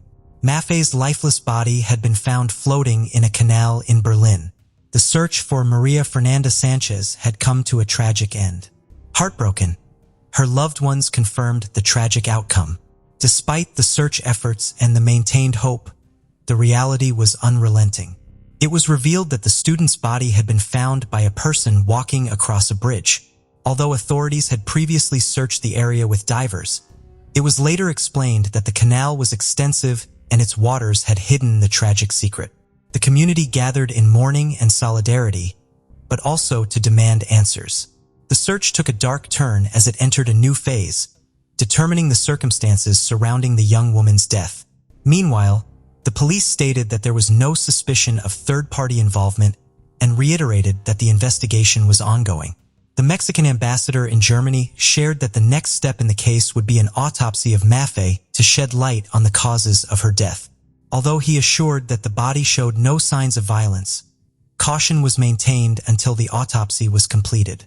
In a statement issued by the Mexican Ministry of Foreign Affairs and the Embassy of Mexico in Berlin, the Sanchez Castaneda family expressed their gratitude for the support received on both sides of the Atlantic. They especially thanked those who had volunteered for the search efforts and requested respect for their daughter's memory and privacy as they navigated the difficult circumstances of their loss. The painful chapter in the life of María Fernanda had come to an end. However, questions still lingered in the air. Pain and sadness spread throughout Mexico as news broke of the tragic end in the search for Mafi. Social media was filled with messages of comfort and wishes for eternal rest for her. Over 24,000 followers joined in a gesture of solidarity, while a feminist collective in Berlin and other volunteer groups also expressed their support with messages filled with love and strength. Politicians from various political streams in Mexico joined in the mourning, sending prayers, solidarity, and condolences to the parents, family, and friends of the young woman. The Secretary of Foreign Affairs in Mexico and current senator trusted that consular authorities would provide support to the family in this difficult time. The discovery of the body marked a new chapter in the investigation. It was known that the German authorities had received more than 120 leads about the young woman, and there were indications pointing to the days before her disappearance. But the situation remained secretive, and if there was any result from that part of the investigation, it is something that has not transpired. Although 2 weeks of intense search involved 500 people and covered more than 3,000 kilometers, there are still unanswered questions. According to Mexican media, the Mafi case brought to light a pending issue for the diplomatic representations of that country in Europe: attention to mental health. The debate that opened highlighted that adapting to new cultural codes, discrimination, lack of support networks, and insecurity could deeply affect young people seeking a life abroad. The Mexican embassy in Germany reminded of the availability of a free window for access to mental health, while the Secretary of Foreign Affairs of Mexico offered tools, a free psychological support platform for Mexicans in France and Monaco. A video shared by friends of Mafi, showing the young woman laughing and singing, reminded of her extroverted personality and all the vital energy that characterized her. That is why they asked for explanations to understand what really happened. On August 7th, 2 days after the discovery, Maffei's parents said that the Berlin police had not allowed them to identify their daughter's body. Sources close to the family confirmed that only the Berlin police had identified the 24-year-old young woman. The police statement reiterated that it could not be assumed that the young woman's death occurred due to the responsibility of third parties, but at the same time warned that the precise circumstances remained unclear. Media speculation was kept at bay, aware of the need to respect the official version. However, the police statement about Matthew's exceptional psychological situation and comments about her mental health raised suspicions about the true intention to investigate what happened to the last consequences. The how and why of her death were mysteries that tormented the Latin American community in Berlin. Attention was focused on the autopsy, a crucial step to dispel speculation. The most recent news occurred on August 9th and was published by a newspaper in Mexico, an informative medium that announced new delays in the autopsy.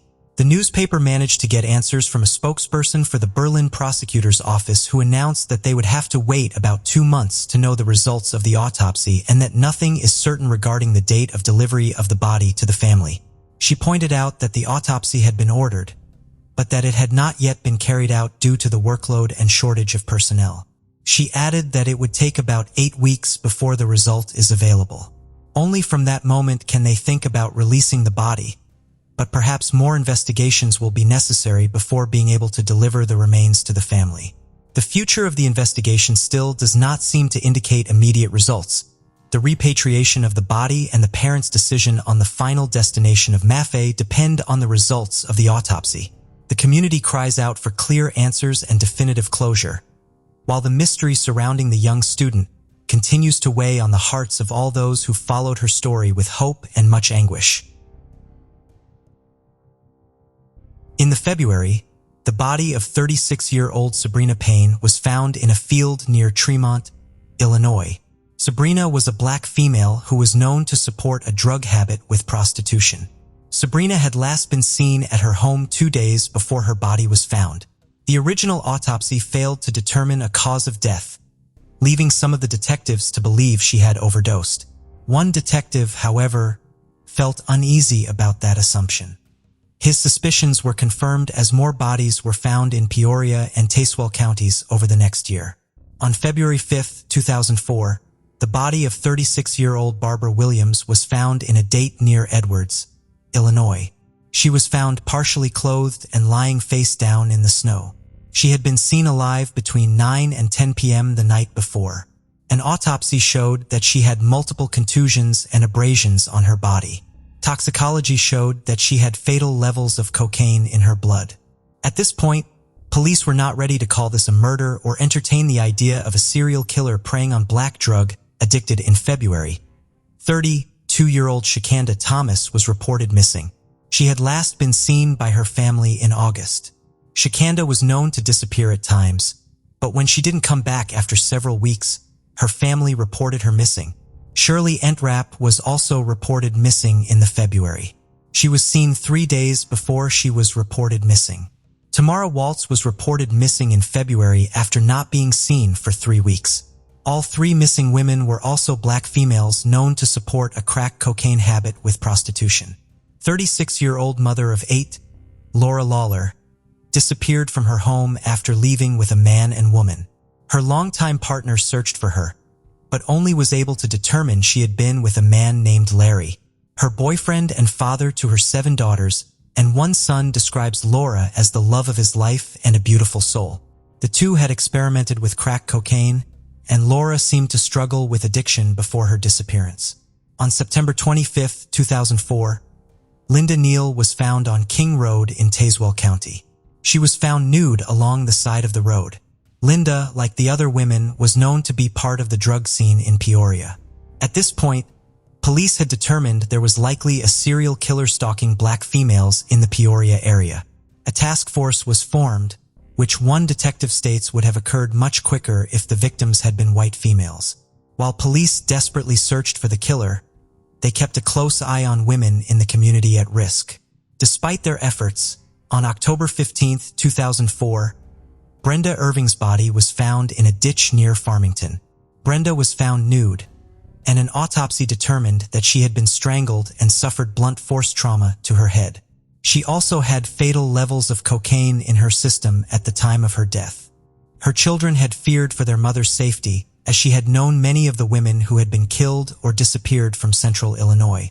Brenda struggled with drug addiction. Despite detectives' best efforts, the case proved difficult to solve.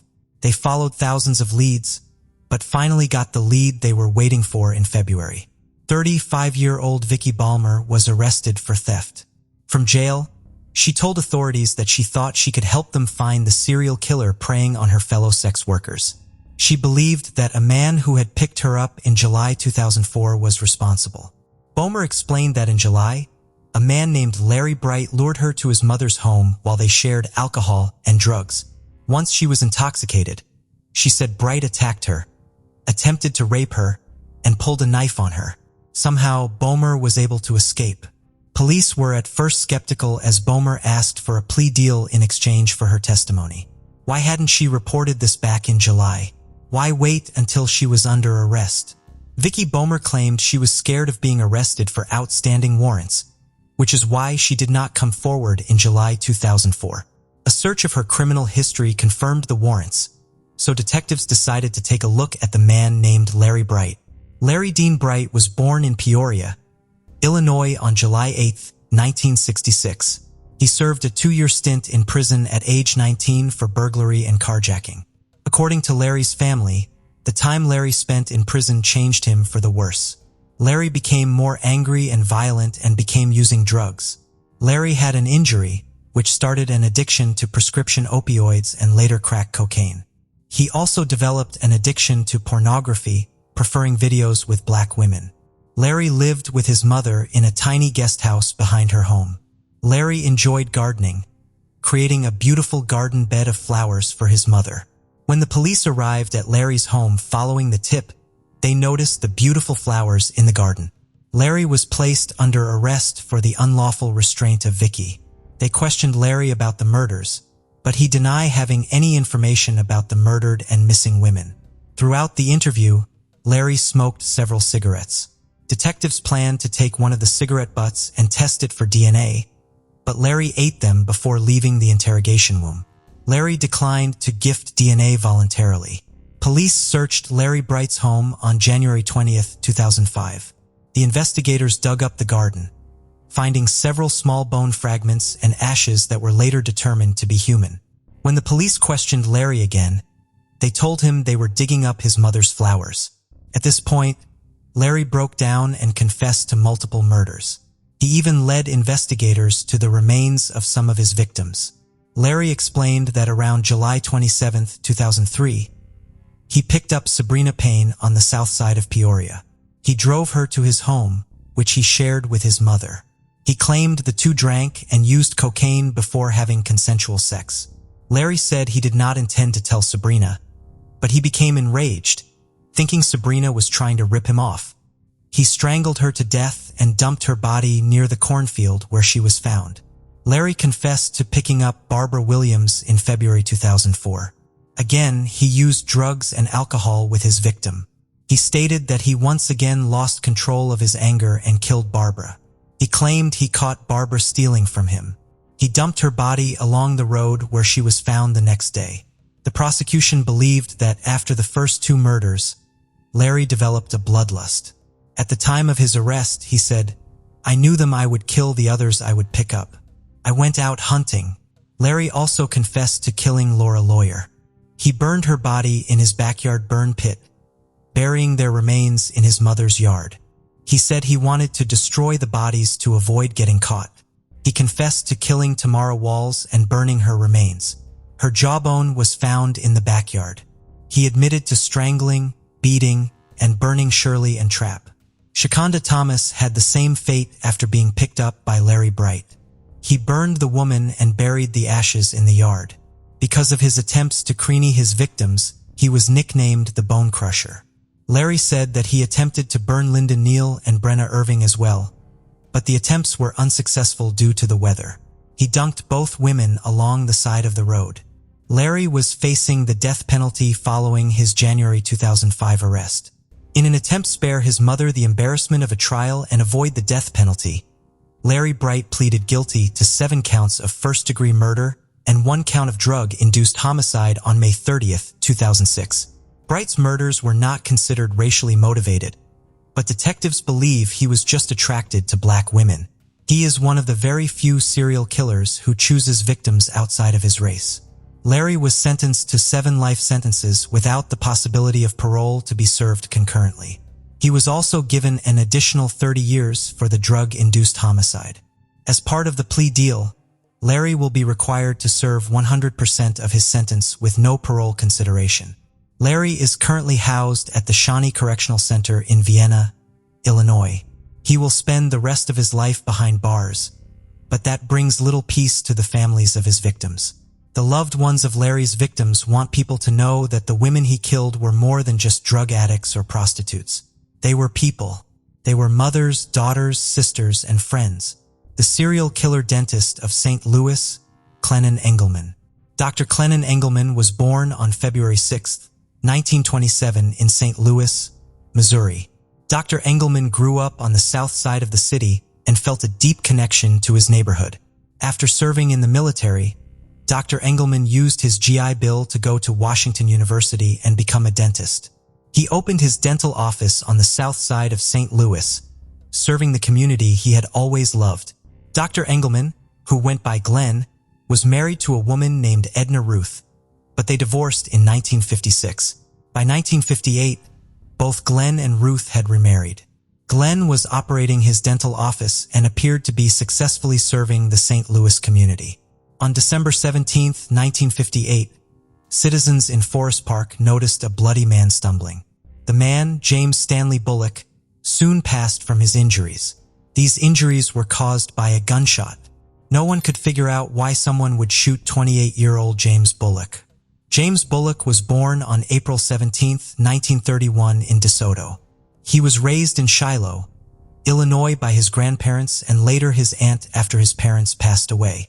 According to an article from 1938, the then 7-year-old was living with his grandparents in 1938 and enjoyed attending school and fishing. James later served in the military before returning to St. Louis to work and go to college. Back in St. Louis, James met Edna Ruth, the ex-wife of Dr. Glenn Engelman.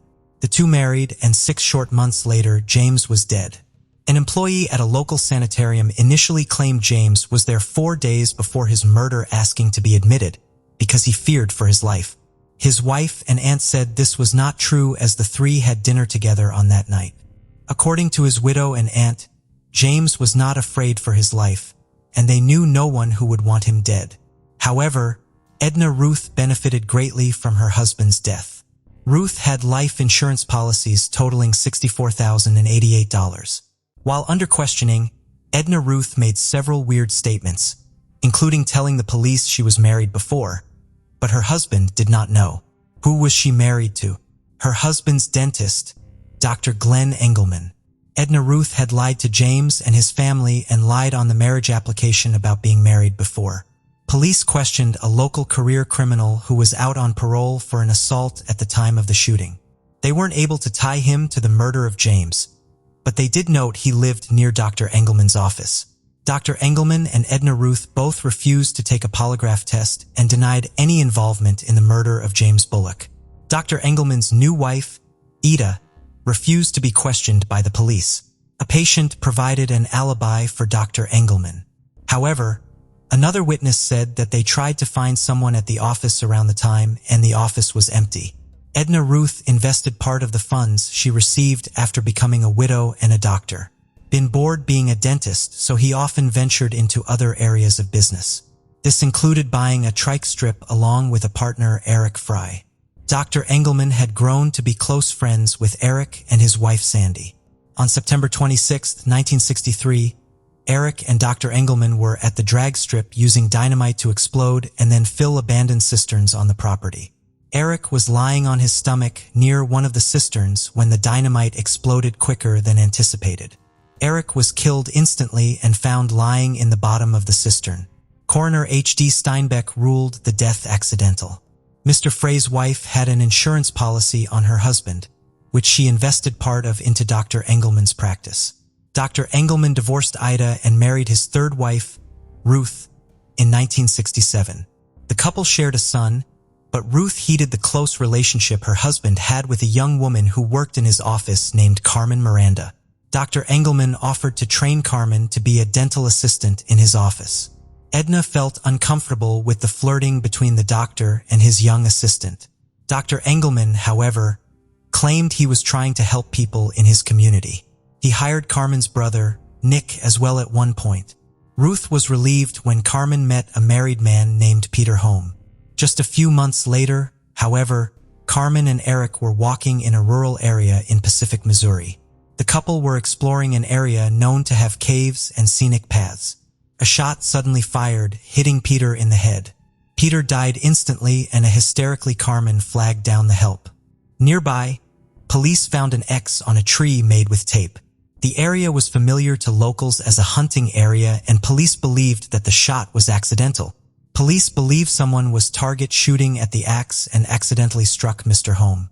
Carmen had a significant amount of life insurance on her husband, totaling $60,000. This is equivalent to around $300,000 in 2024.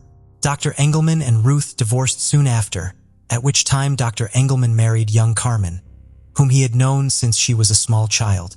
His son lived with Edna, his ex-wife. Despite being married to Carmen, Dr. Engelman and Ruth still met regularly for sex. Dr. Engelman had extramarital affairs, which included previous affairs with Carmen, Ruth, and even Sandy Fry, the wife of his business associate Eric Fry, who was killed by dynamite. Another of Dr. Engelman's affairs was with a patient named Barbara Boyle. On November 3, 1977, someone pretending to be from the farm girl walked up to the farmhouse owned by Arthur and Vernita Llywellyn in Illinois. Soon after entering the home, the elderly couple were attacked, and both were shot in the head. The wealthy couple left $340,000 to their son, Ronald Llywellyn. Guess who Ronald Llywellyn was married to? Barbara Boyle. On April 4, 1979, less than 2 years after the murder of his parents, Ronald Llywellyn was found dead inside his car outside a hotel in East St. Louis, Illinois. The man had been beaten and shot to death. He had been missing for 4 days when his body was found. Following her husband's murder, Barbara collected his inheritance in addition to several life insurance policies. The equivalent sum of money today would be nearly $1,700,000. Guess who she cut to? Dr. Clinton Engelman. Following the murder of Marmal Llywellyn, authorities were starting to notice the trend of connected deaths to Dr. Engelman. His patients and community, however, only saw a generous man committed to helping his community and its citizens. Dr. Engelman was not the greatest dentist, however. He often did a sloppy job of making casts for dentures and dental appliances, requiring the work to have to be redone by the dental lab several times.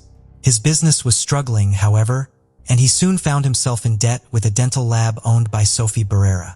Sophie Barrera owned a South St. Louis dental laboratory and had grown tired of waiting for Dr. Engelman to pay up by 1980. She filed a lawsuit against the doctor that was said to go to court just a few days after Sophie was murdered. On January 14, 1980, Sophie entered her vehicle in South St. Louis.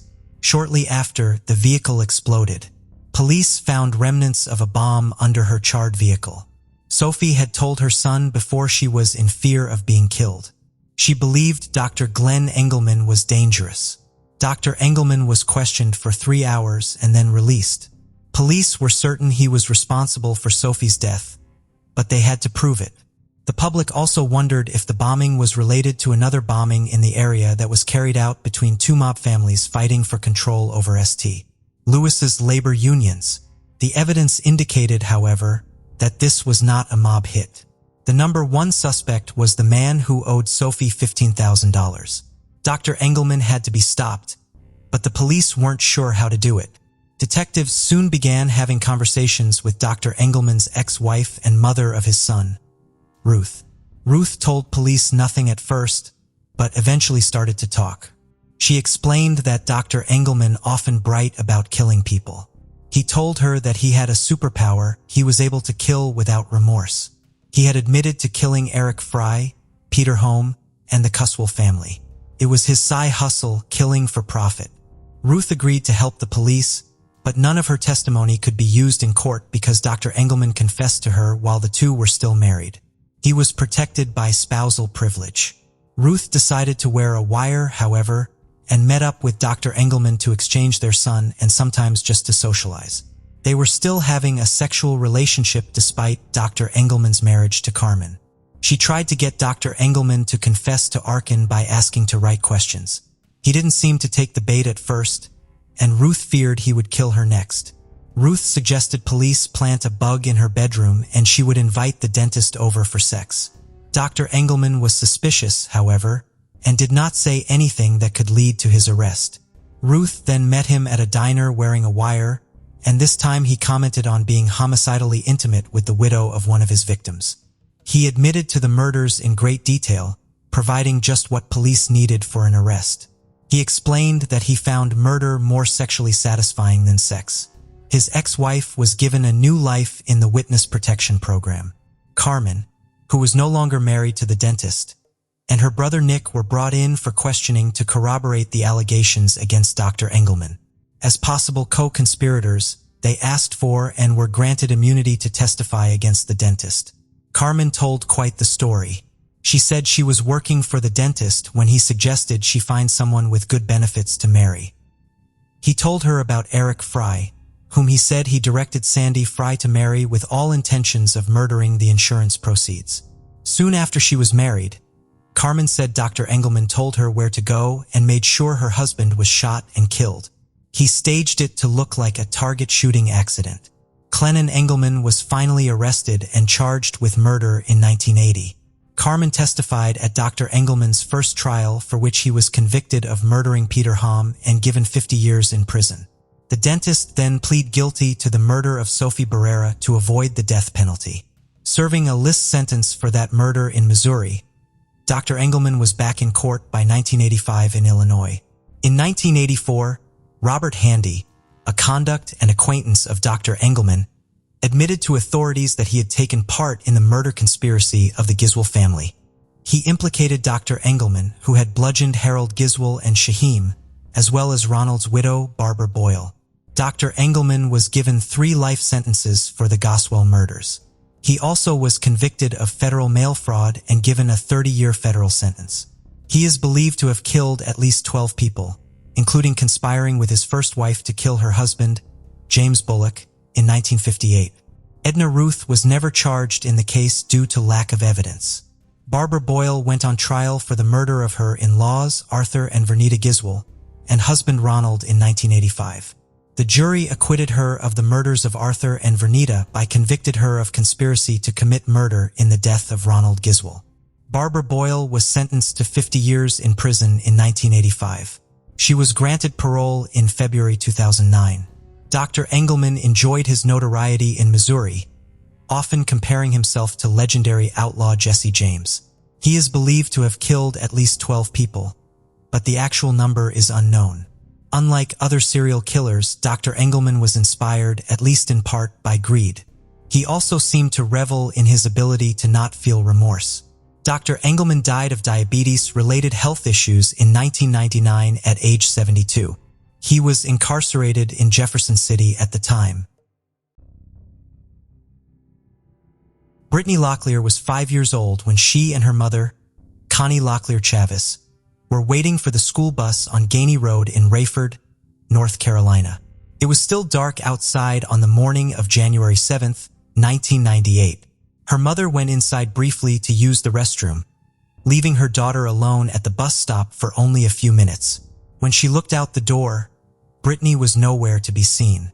After rushing to Britney's school, West Hoke Elementary, school officials would inform her that Britney never arrived.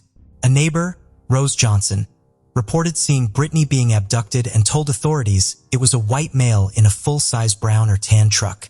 The neighbor told law enforcement that the pickup had slammed on the brakes and wheeled into the driveway at 2023 Guys Loop near the Bowmore community. A man got out of the driver's side, grabbed Britney, and sped away. While neighbors insisted it was a white man in a brown pickup truck, Authorities said they were unsure of the color and other details.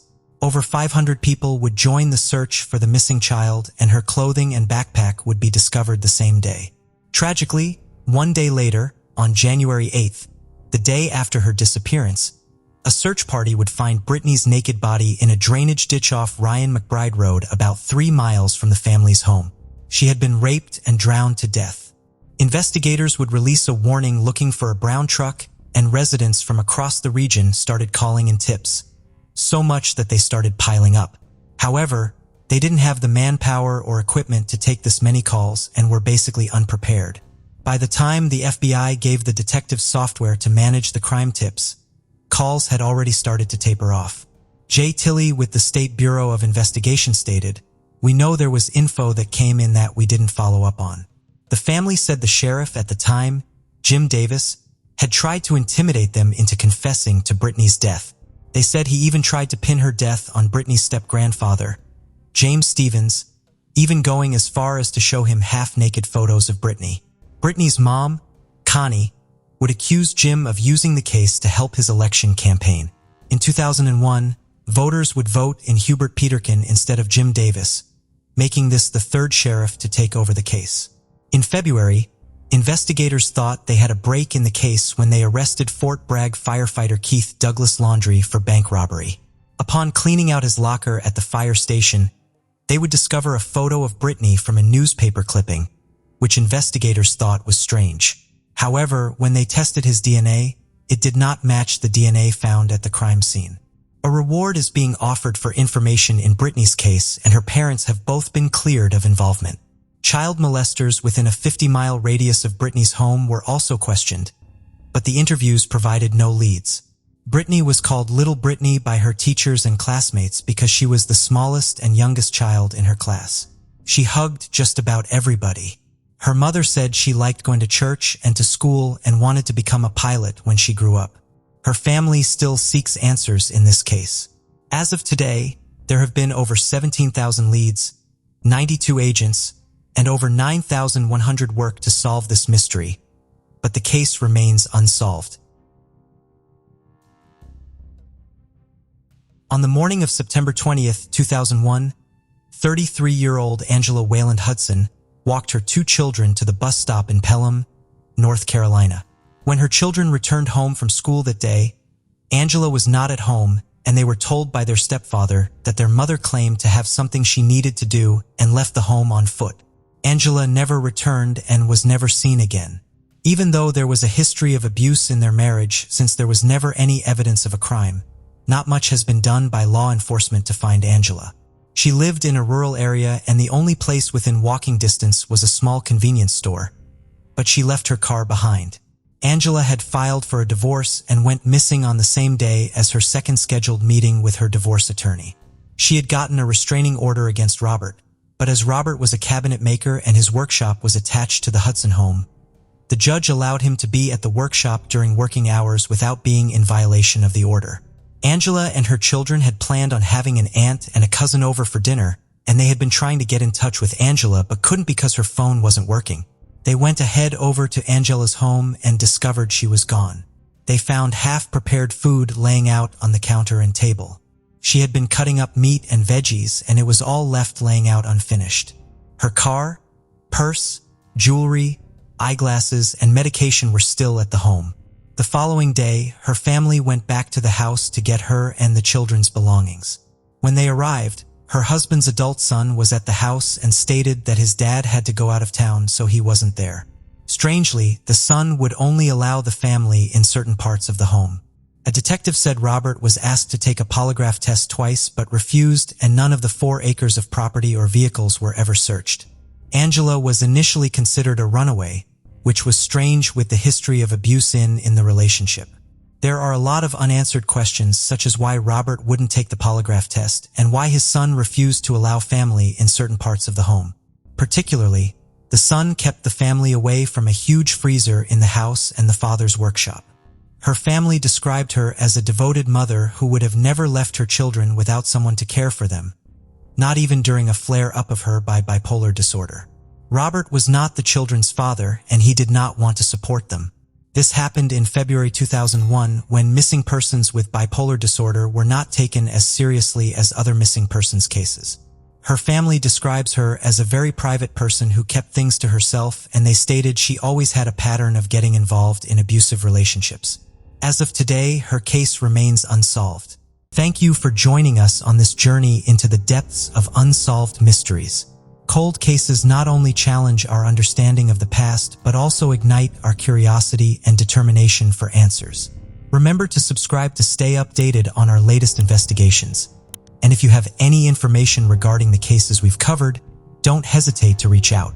Together, we can shed light on the shadows of the past and bring closure to those who seek it. Until next time, stay vigilant, stay curious, and never stop seeking the truth.